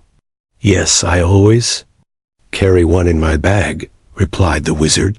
He opened his black bag of magic tools and took out a brightly polished Scarabithrup, which he handed to the sorceress. Glinda had also brought a small wicker bag containing various requirements of sorcery, and from this she took a parcel of powder and a vial of liquid. She poured the liquid into the Scarabithrup and added the powder. At once the Scarabithrup began to sputter and emit sparks of a violet color, which spread in all directions. The sorceress instantly stepped into the middle of the boat and held the instrument so that the sparks fell all around her and covered every bit of the blackened steel boat. At the same time, Glinda crooned a weird incantation in the language of sorcery, her voice sounding low and musical. After a little the violet sparks ceased, and those that had fallen upon the boat had disappeared and left no mark upon its surface. The ceremony was ended, and Glinda returned the Scarabithrup to the wizard, who put it away in his black bag. "That ought to do the business all right," he said confidently. "Let us make a trial and see," she replied. So they both entered the boat and seated themselves. Speaking in a tone of command, the sorceress said to the boat, "Carry us across the lake to the farther shore." At once the boat backed off the sandy beach, turned its prow, and moved swiftly over the water. very good indeed," cried the wizard when the boat slowed up at the shore opposite from that whence they had departed. "Even Coo ee oh, with all her witchcraft, could do no better." The sorceress now said to the boat, "Close up, submerge, and carry us to the basement door of the sunken island, the door from which you emerged at the command of Queen Coo ee oh." The boat obeyed. As it sank into the water, the top sections rose from the sides and joined together over the heads of Glinda and the wizard, who were thus enclosed in a waterproof chamber. There were 4 glass windows in this covering, 1 on each side and 1 on either end, so that the passengers could see exactly where they were going. Moving underwater more slowly than on the surface, the submarine gradually approached the island and halted with its bow pressed against the huge marble door in the basement under the dome. This door was tightly closed, and it was evident to both Glinda and the wizard that it would not open to admit the underwater boat unless a magic word was spoken by them or someone from within the basement of the island. But what was this magic word? Neither of them knew. "I'm afraid," said the wizard regretfully, "that we can't get in after all, unless your sorcery can discover the word to open the marble door." "That is probably some word only known to Coo ee oh," replied the sorceress. "I may be able to discover what it is, but that will require time. Let us go back again to our companions. It seems a shame, after we have made the boat obey us, to be balked by just a marble door," grumbled the wizard. At Glinda's command the boat rose until it was on a level with the glass dome that covered the Skeezer village. When the sorceress made it slowly circle all around the great dome, many faces were pressed against the glass from the inside, eagerly watching the submarine. And in one place were Dorothy and Ozma, who quickly recognized Glinda and the wizard through the glass windows of the boat. Glinda saw them too, and held the boat close to the dome, while the friends exchanged greetings in pantomime. Their voices, unfortunately, could not be heard through the dome and the water and the side of the boat. The wizard tried to make the girls understand, through signs, that he and Glinda had come to their rescue. And Ozma and Dorothy understood this from the very fact that the sorceress and the wizard had appeared. The two girl prisoners were smiling and in safety, and knowing this, Glinda felt she could take all the time necessary in order to effect their final rescue. As nothing more could be done just then. Glinda ordered the boat to return to shore, and it obeyed readily. First, it ascended to the surface of the water, and the roof parted and fell into the slots at the side of the boat. And then the magic craft quickly made the shore and beached itself on the sands at the very spot from which it had departed at Glinda's command. All the Oz people and the Skeezers at once ran to the boat to ask if they had reached the island, and whether they had seen Ozma and Dorothy.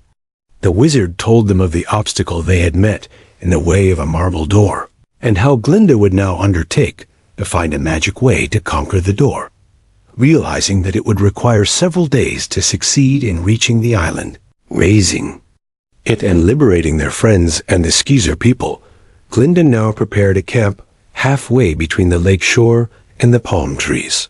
The wizard's wizardry made a number of tents appear, and the sorcery of the sorceress furnished these tents, all complete with beds, chairs, tables, rugs, lamps, and even books with which to pass idle hours. All the tents had the royal banner of Oz flying from the center poles, and one big tent, not now occupied, had Ozma's own banner moving in the breeze. Betsy and Trot had a tent to themselves, and Button Bright and Oho had another, the Scarecrow.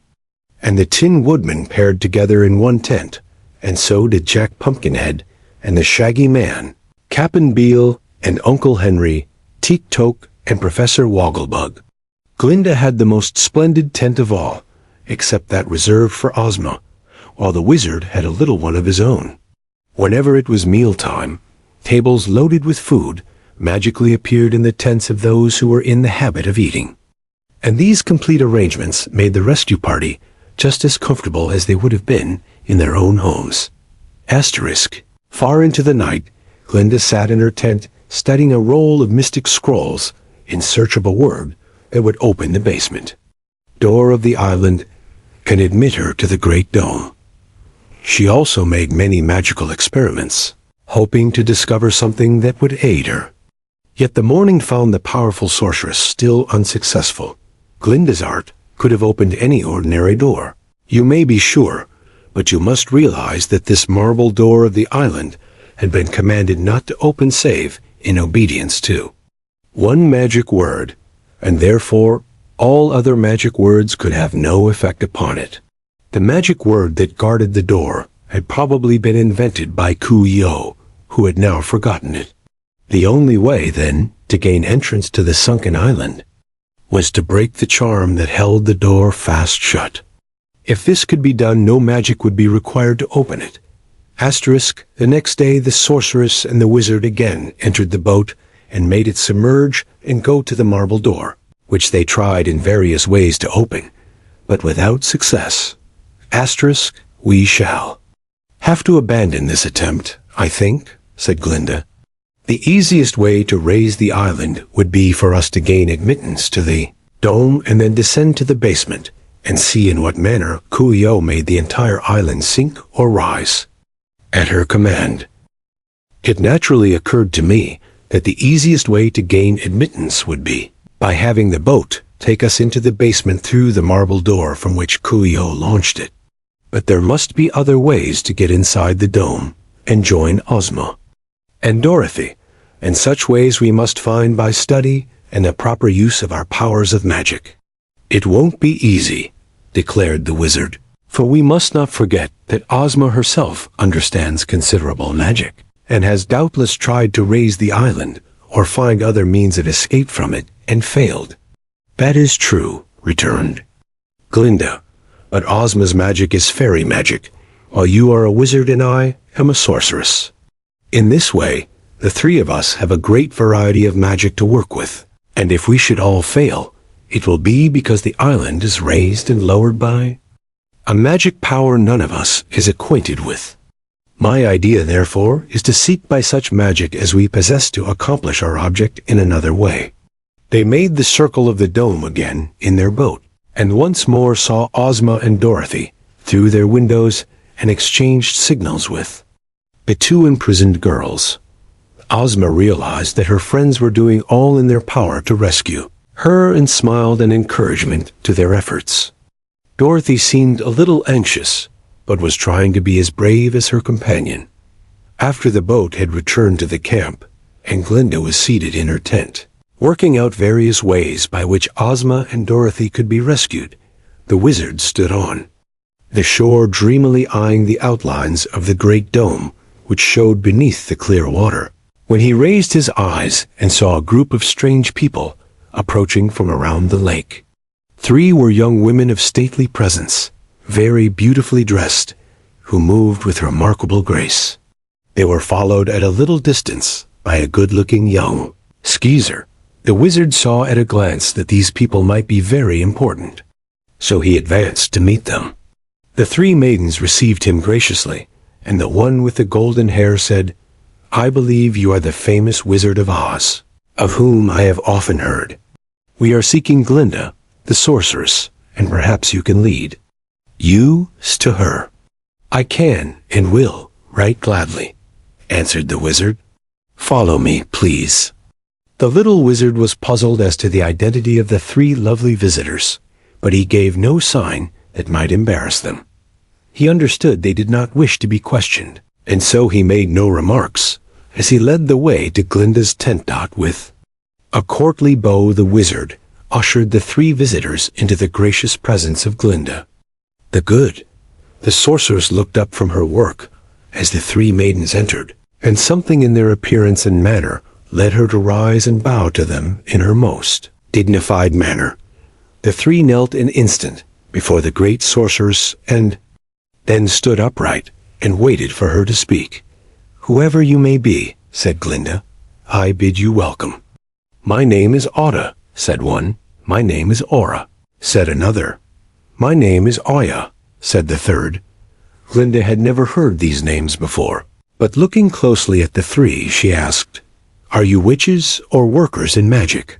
"Some of the secret arts we have gleaned from nature," replied the brown-haired maiden modestly, "but we do not place our skill beside that of the great sorceress Glinda the Good.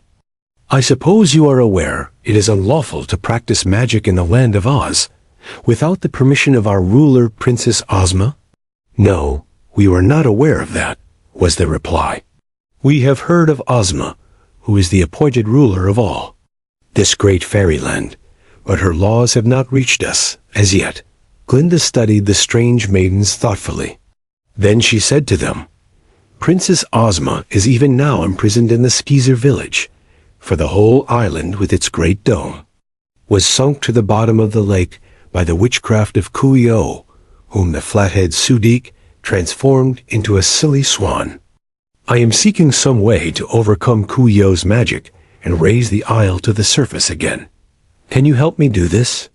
The maidens exchanged glances, and the white-haired one replied, "We do not know, but we will try to assist you. It seems," continued Glinda musingly, "that Coo-ee-oh derived most of her witchcraft from 3 adepts at magic who at one time ruled the Flatheads. While the adepts were being entertained by Coo-ee-oh at a banquet in her palace, she cruelly betrayed them, and after transforming them into fishes, cast them into the lake. If I could find these 3 fishes and return them to their natural shapes, they might know what magic Coo-ee-oh used to sink the island. I was about to go to the shore and call these fishes to me when you arrived. So if you will join me, we will try to find them." The maidens exchanged smiles now, and the golden-haired one, Otta, said to Glinda, "It will not be necessary to go to the lake. We are the 3 fishes." "Indeed," cried Glinda. "Then you are the 3 adepts at magic, restored to your proper forms?" "We are the 3 adepts," admitted Aya. "Then," said Glinda, "my task is half accomplished." "But who destroyed the transformation that made you fishes?" "We have promised not to tell," answered Aura. "But this young skeezer was largely responsible for our release. He is brave and clever and we owe him our gratitude." Glinda looked at Ervic, who stood modestly behind the adepts, hat in hand. "He shall be properly rewarded," she declared. "For in helping you, he has helped us all, and perhaps saved his people from being imprisoned forever in the sunken isle." The sorceress now asked her guests to seat themselves, and a long talk followed, in which the Wizard of Oz shared. "We are quite certain," said Aura, "that if we could get inside the dome, we could discover Coo ee oh's secrets. For in all her work after we became fishes, she used the formulas and incantations and arts that she stole from us. She may have added to these things, but they were the foundation of all her work." "What means do you suggest for our getting into the dome?" inquired Glinda. The three adepts hesitated to reply, for they had not yet considered what could be done to reach the inside of the great dome. While they were in deep thought, and Glinda and the wizard were quietly awaiting their suggestions, into the tent rushed Trot and Betsy, dragging between them the Patchwork Girl. "Glinda," cried Trot, "Scraps has thought of a way to rescue Ozma and Dorothy and Olive, the Skeezers."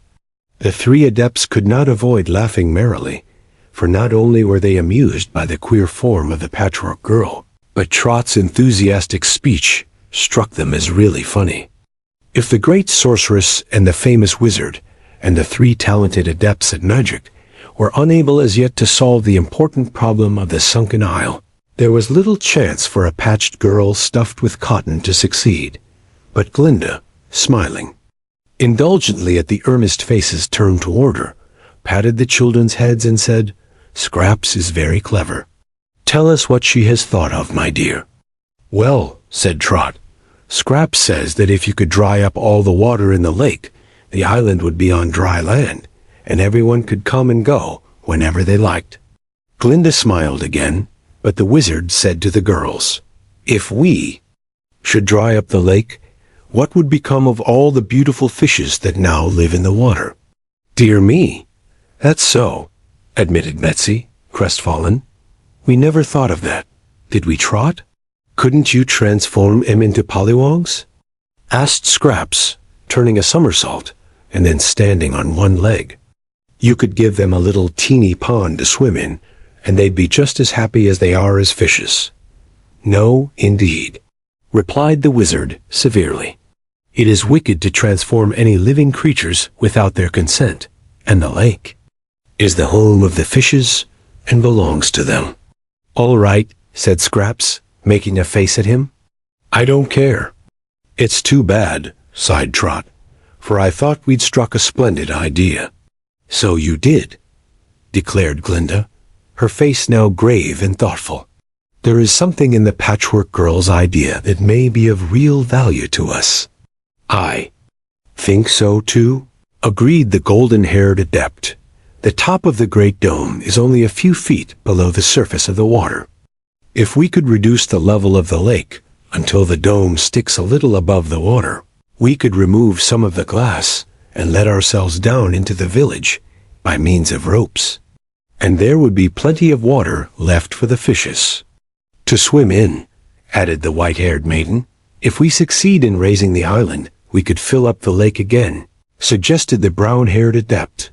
"I believe," said the wizard, rubbing his hands together in delight, "that the Patchwork Girl has shown us the way to success." The girls were looking curiously at the three beautiful adepts, wondering who they were, so Glinda introduced them to Trot and Betsy and Scraps, and then sent the children away while she considered how to carry the new idea into effect.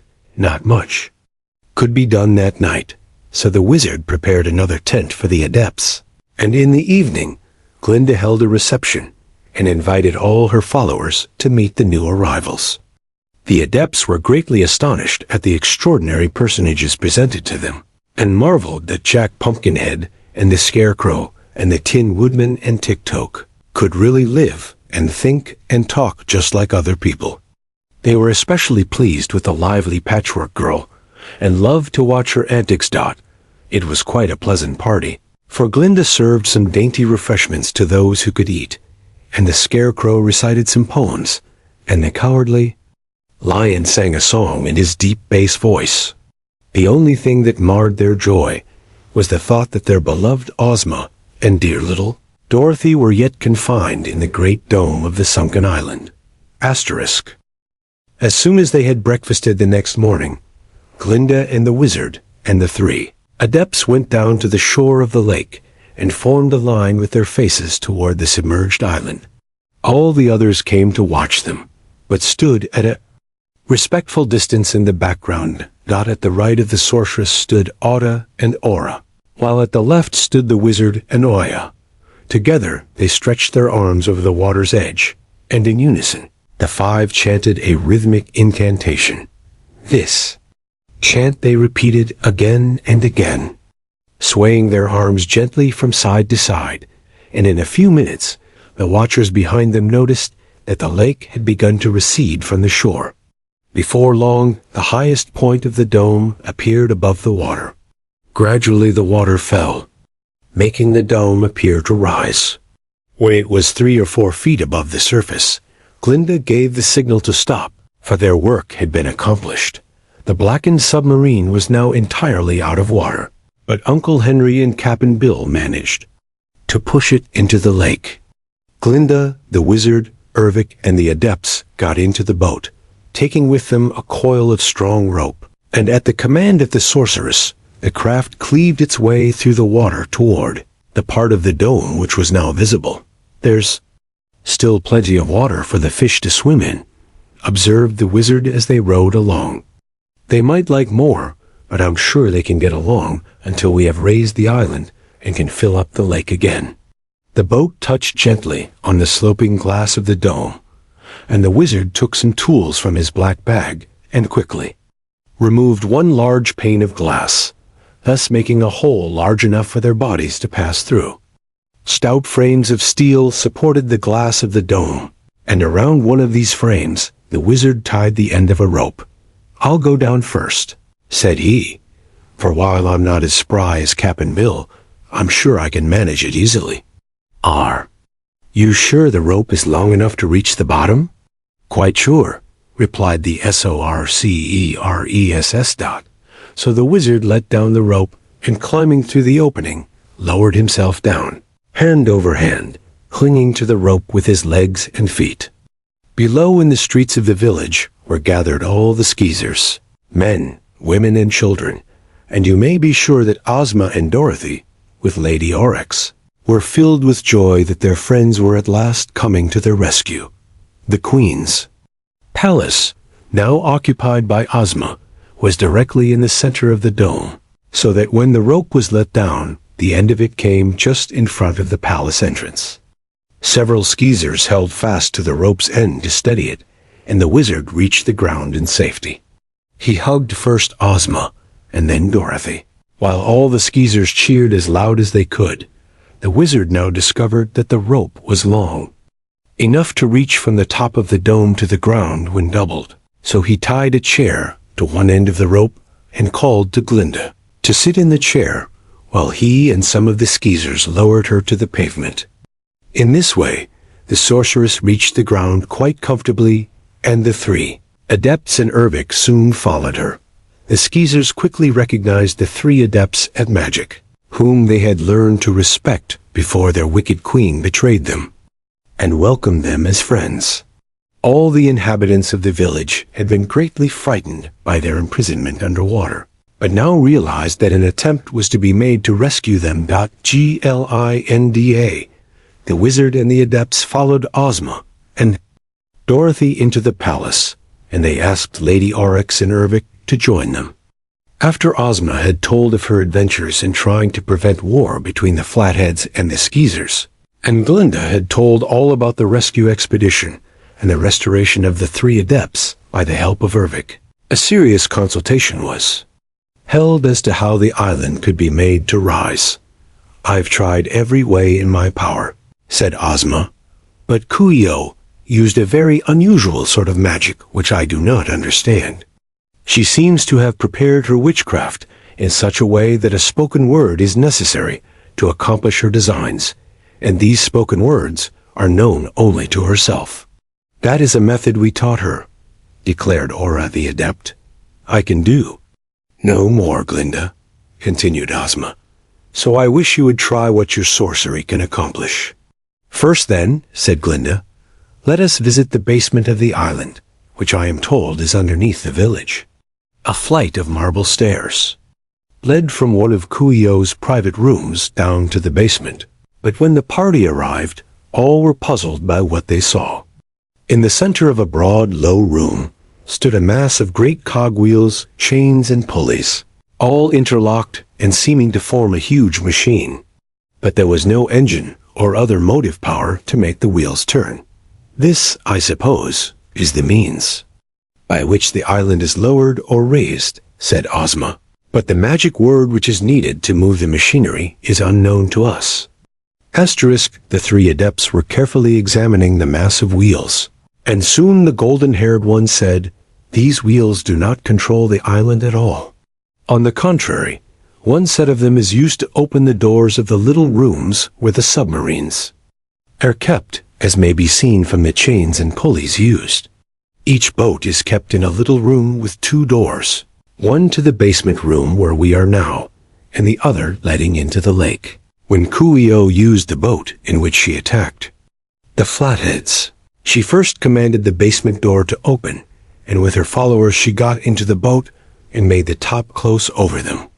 Then, the basement door being closed, the outer door was slowly opened, letting the water fill the room to float the boat, which then left the island, keeping under water. But how could she expect to get back again? Asked the wizard. Why? The boat would enter the room filled with water, and after the outer door was closed, a word of command started a pump which pumped all the water from the room. Then the boat would open, and Coo Ee Oh could enter the basement. I see, said the wizard. It is a clever contrivance, but won't work unless one knows the magic words. Another part of this machinery, explained the white-haired adept, is used to extend the bridge from the island to the mainland. The steel bridge is in a room much like that in which the boats are kept, and at Coo Ee Oh's command, it would reach out, joint by joint, until its far end touched the shore of the lake. The same magic command would make the bridge return to its former position. Of course, the bridge could not be used unless the island was on the surface of the water. But how do you suppose Coo Ee Oh managed to sink the island and make it rise again? Inquired Glinda. This the adepts could not yet explain. As nothing more could be learned from the basement, they mounted the steps to the Queen's private suite again, and Ozma showed them to a special room where Coo Ee Oh kept her magical instruments and performed all her arts of witchcraft. Asterisk many interesting things were to be seen in the room of magic, including much that had been stolen from the adepts when they were transformed to fishes. But they had to admit that Coo Ee Oh had a rare genius for mechanics, and had used her knowledge in inventing a lot of mechanical apparatus that ordinary witches, wizards, and sorcerers could not understand. They all carefully inspected this room, taking care to examine every article they came across. The island, said Glinda thoughtfully, rests on a base of solid marble. When it is submerged, as it is now, the base of the island is upon the bottom of the lake. What puzzles me is how such a great weight can be lifted and suspended in the water, even by magic. I now remember, returned Oya, that one of the arts we taught Coo Ee Oh was the way to expand steel, and I think that explains how the island is raised and lowered. I noticed in the basement a big steel pillar that passed through the floor and extended upward to this palace. Perhaps the end of it is concealed in this very room. If the lower end of the steel pillar is firmly embedded in the bottom of the lake, Coo Ee Oh could utter a magic word that would make the pillar expand, and so lift the entire island to the level of the water. I've found the end of the steel pillar. It's just here, announced the wizard, pointing to one side of the room where a great basin of polished steel seemed to have been set upon the floor. Asterisk. They all gathered around, and Ozma said, yes, I am quite sure that is the upper end of the pillar that supports the island. I noticed it when I first came here. It has been hollowed out, you see, and something has been burned in the basin, for the fire has left its marks. I wondered what was under the great basin, and got several of the skeezers to come up here and try to lift it for me. They were strong men, but could not move it at all. It seems to me, said Aura the Adept, that we have discovered the manner in which Coo-ee-oh raised the island. She would burn some sort of magic powder in the basin, utter the magic word, and the pillar would lengthen out and lift the island with it. What's this? Asked Dorothy, who had been searching around with the others, and now noticed a slight hollow in the wall, near to where the steel basin stood. As she spoke, Dorothy pushed her thumb into the hollow, and instantly a small drawer popped out from the wall. The three adepts, Glinda and the wizard, sprang forward and peered into the drawer. It was half filled with a grayish powder, the tiny grains of which constantly moved as if impelled by some living force. It may be some kind of radium, said the wizard. No, replied Glinda. It is more wonderful than even radium, for I recognize it as a rare mineral powder called Golao by the sorcerers. I wonder how Coo-ee-oh discovered it and where she obtained it. There is no doubt, said Aya the Adept, that this is the magic powder Coo-ee-oh burned in the basin. If only we knew the magic word, I am quite sure we could raise the island. How can we discover the magic word? Asked Ozma, turning to Glinda as she spoke. That we must now seriously consider, answered the sorceress. So all of them sat down in the room of magic and began to think. It was so still that after a while Dorothy grew nervous.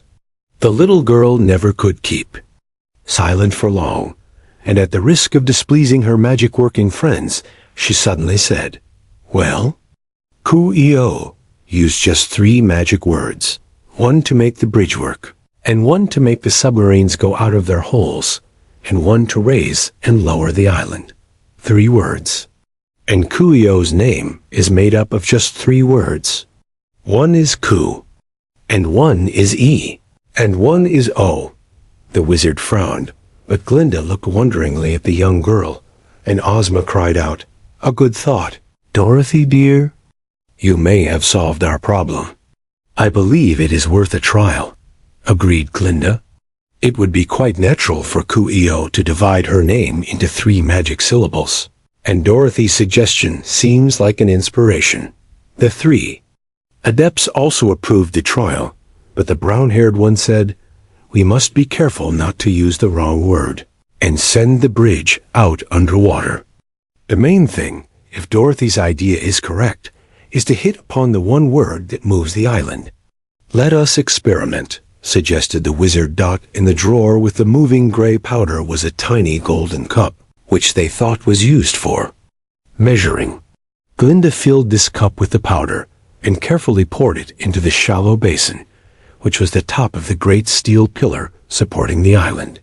Then Aura the Adept lighted a taper and touched it to the powder, which instantly glowed fiery red and tumbled about the basin with astonishing energy. While the grains of powder still glowed red, the sorceress bent over it and said in a voice of command, Coo. They waited motionless to see what would happen. There was a grating noise and a whirl of machinery, but the island did not move. A particle. Dorothy rushed to the window, which overlooked the glass side of the dome. The boats! She exclaimed. The boats are all loose and sailing underwater. We've made a mistake, said the wizard gloomily. But it's one which shows we are on the right track, declared Aya the Adept. We know now that Coo-ee-oh used the syllables of her name for the magic words. If Coo sends out the boats, it is probable that E works the bridge, suggested Ozma. So the last part of the name may raise the island. Let us try that next then, proposed the wizard.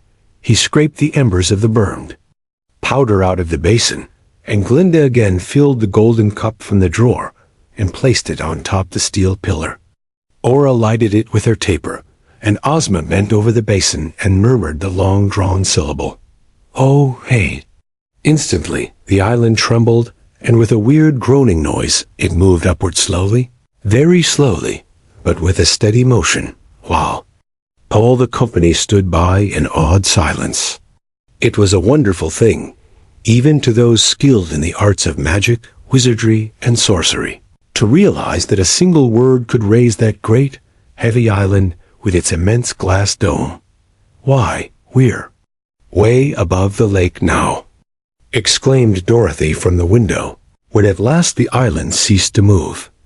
"That is because we lowered the level of the water," explained Glinda. They could hear the Skeezers cheering lustily in the streets of the village as they realized that they were saved. "Come," said Ozma eagerly, "let us go down and join the people." "Asterisk, not just yet," returned Glinda, a happy smile upon her lovely face, for she was overjoyed at their success. "First let us extend the bridge to the mainland, where our friends from the Emerald City are waiting." It didn't take long to put more powder in the basin, light it, and utter the syllable E. The result was that a door in the basement opened, and the steel bridge moved out, extended itself joint by joint, and finally rested its far end on the shore of the lake just in front of the encampment. "Now," said Glinda, "we can go up and receive the congratulations of the Skeezers and of our friends of the rescue expedition." Across the water, on the shore of the lake, the Patchwork Girl was waving them a welcome. Asterisk, of course, all those who had joined Glinda's expedition at once crossed the bridge to the island, where they were warmly welcomed by the Skeezers. Before all the concourse of people, Princess Ozma made a speech from a porch of the palace and demanded that they recognize her as their lawful ruler and promised to obey the laws of the land of Oz. In return, she agreed to protect them from all future harm and declared they would no longer be subjected to cruelty and abuse. This pleased the Skeezers greatly, and when Ozma told them they might elect a queen to rule over them, who in turn would be subject to Ozma of Oz, they voted for Lady Aurex. And that same day, a ceremony of crowning the new queen was held. Aurex was installed as mistress of the palace. Asterisk, for her prime minister the queen selected Ervic, for the three adepts had told of his good judgment, faithfulness, and cleverness. And all the Skeezers approved the appointment. Glinda, the wizard, and the adepts stood on the bridge and recited an incantation that quite filled the lake with water again. And the Scarecrow and the Patchwork Girl climbed to the top of the great dome and replaced the pane of glass that had been removed to allow Glinda and her followers to enter. When evening came, Ozma ordered a great feast prepared, to which every Skeezer was invited. The village was beautifully decorated and brilliantly lighted, and there was music and dancing until a late hour, to celebrate the liberation of the people. For the Skeezers had been freed, not only from the water of the lake, but from the cruelty of their former Queen Dot, as the people from the Emerald City prepared the next morning to depart. Queen Aurex said to Ozma, "There is only one thing I now fear for my people, and that is the enmity of the terrible Sudik of the Flatheads. He is liable to come here at any time and try to annoy us, and my Skeezers are peaceful folks and unable to fight the wild and willful Flatheads." "Do not worry," returned Ozma reassuringly. "We intend to stop on our way at the Flatheads' Enchanted Mountain and punish the Sudik for his misdeeds." That satisfied Aurex, and when Ozma and her followers trooped over the bridge to the shore, having taken leave of their friends, all the Skeezers cheered them and waved their hats and handkerchiefs, and the band played, and the departure was indeed a ceremony long to be remembered. The three adepts at magic, who had formerly ruled the Flatheads wisely and considerately, went with Princess Ozma and her people, for they had promised Ozma to stay on the mountain and again see that the laws were enforced. Asterisk, Glinda had been told all about the curious Flatheads, and she had consulted with the wizard and formed a plan to render them more intelligent and agreeable. When the party reached the mountain, Ozma and Dorothy showed them how to pass around the invisible wall, which had been built by the Flatheads after the adepts were transformed. and how to gain the up and down stairway that led to the mountaintop. The Sudik had watched the approach of the party from the edge of the mountain, and was frightened when he saw that the three adepts had recovered their natural forms and were coming back to their former home. He realized that his power would soon be gone, and yet he determined to fight to the last. He called all the flatheads together and armed them, and told them to arrest all who came up the stairway and hurl them over the edge of the mountain to the plain below. But although they feared the supreme dictator, who had threatened to punish them if they did not obey his commands, as soon as they saw the three adepts, they threw down their arms and begged their former rulers to protect them. Three adepts assured the excited flatheads that they had nothing to fear. Asterisk, seeing that his people had rebelled, the Sudik ran away and tried to hide. But the adepts found him and had him cast into a prison, all his cans of brains being taken away from him. Asterisk, after this easy conquest of the Sudik, Glinda told the adepts of her plan, which had already been approved by Ozma of Oz, and they joyfully agreed to it. So during the next few days, the great sorceress transformed, in a way, every flathead on the mountain. Taking them one at a time. She had the can of brains that belonged to each one opened, and the contents spread on the flathead, after which, by means of her arts of sorcery, she caused the head to grow over the brains, in the manner most people wear them, and they were thus rendered as intelligent and good-looking as any of the other inhabitants of the land of Oz. Asterisk, asterisk. When all had been treated in this manner, there were no more flatheads at all, and the adepts decided to name their people mountaineers. One good result of Glinda's sorcery was that no one could now be deprived of the brains that belonged to him, and each person had exactly the share he was entitled to. Even the Sudik was given his portion of brains, and his flat head made round, like the others, but he was deprived of all power to work further mischief, and with the adepts constantly watching him, he would be forced to become obedient and humble.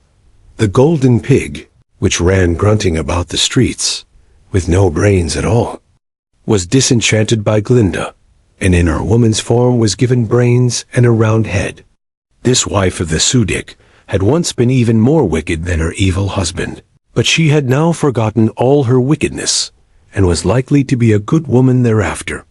These things being accomplished in a satisfactory manner, Princess Ozma and her people bade farewell to the three adepts, and departed for the Emerald City. Well pleased with their interesting adventures, they returned by the road over which Ozma and Dorothy had come, stopping to get the Sawhorse and the Red Wagon, where they had left them. "I'm very glad I went to see these peoples," said Princess Ozma, "for I not only prevented any further warfare between them, but they have been freed from the rule of the Sudik and Ku-Io, and are now happy and loyal subjects of the land of Oz, which proves that it is always wise to do one's duty, however unpleasant that duty may seem to be."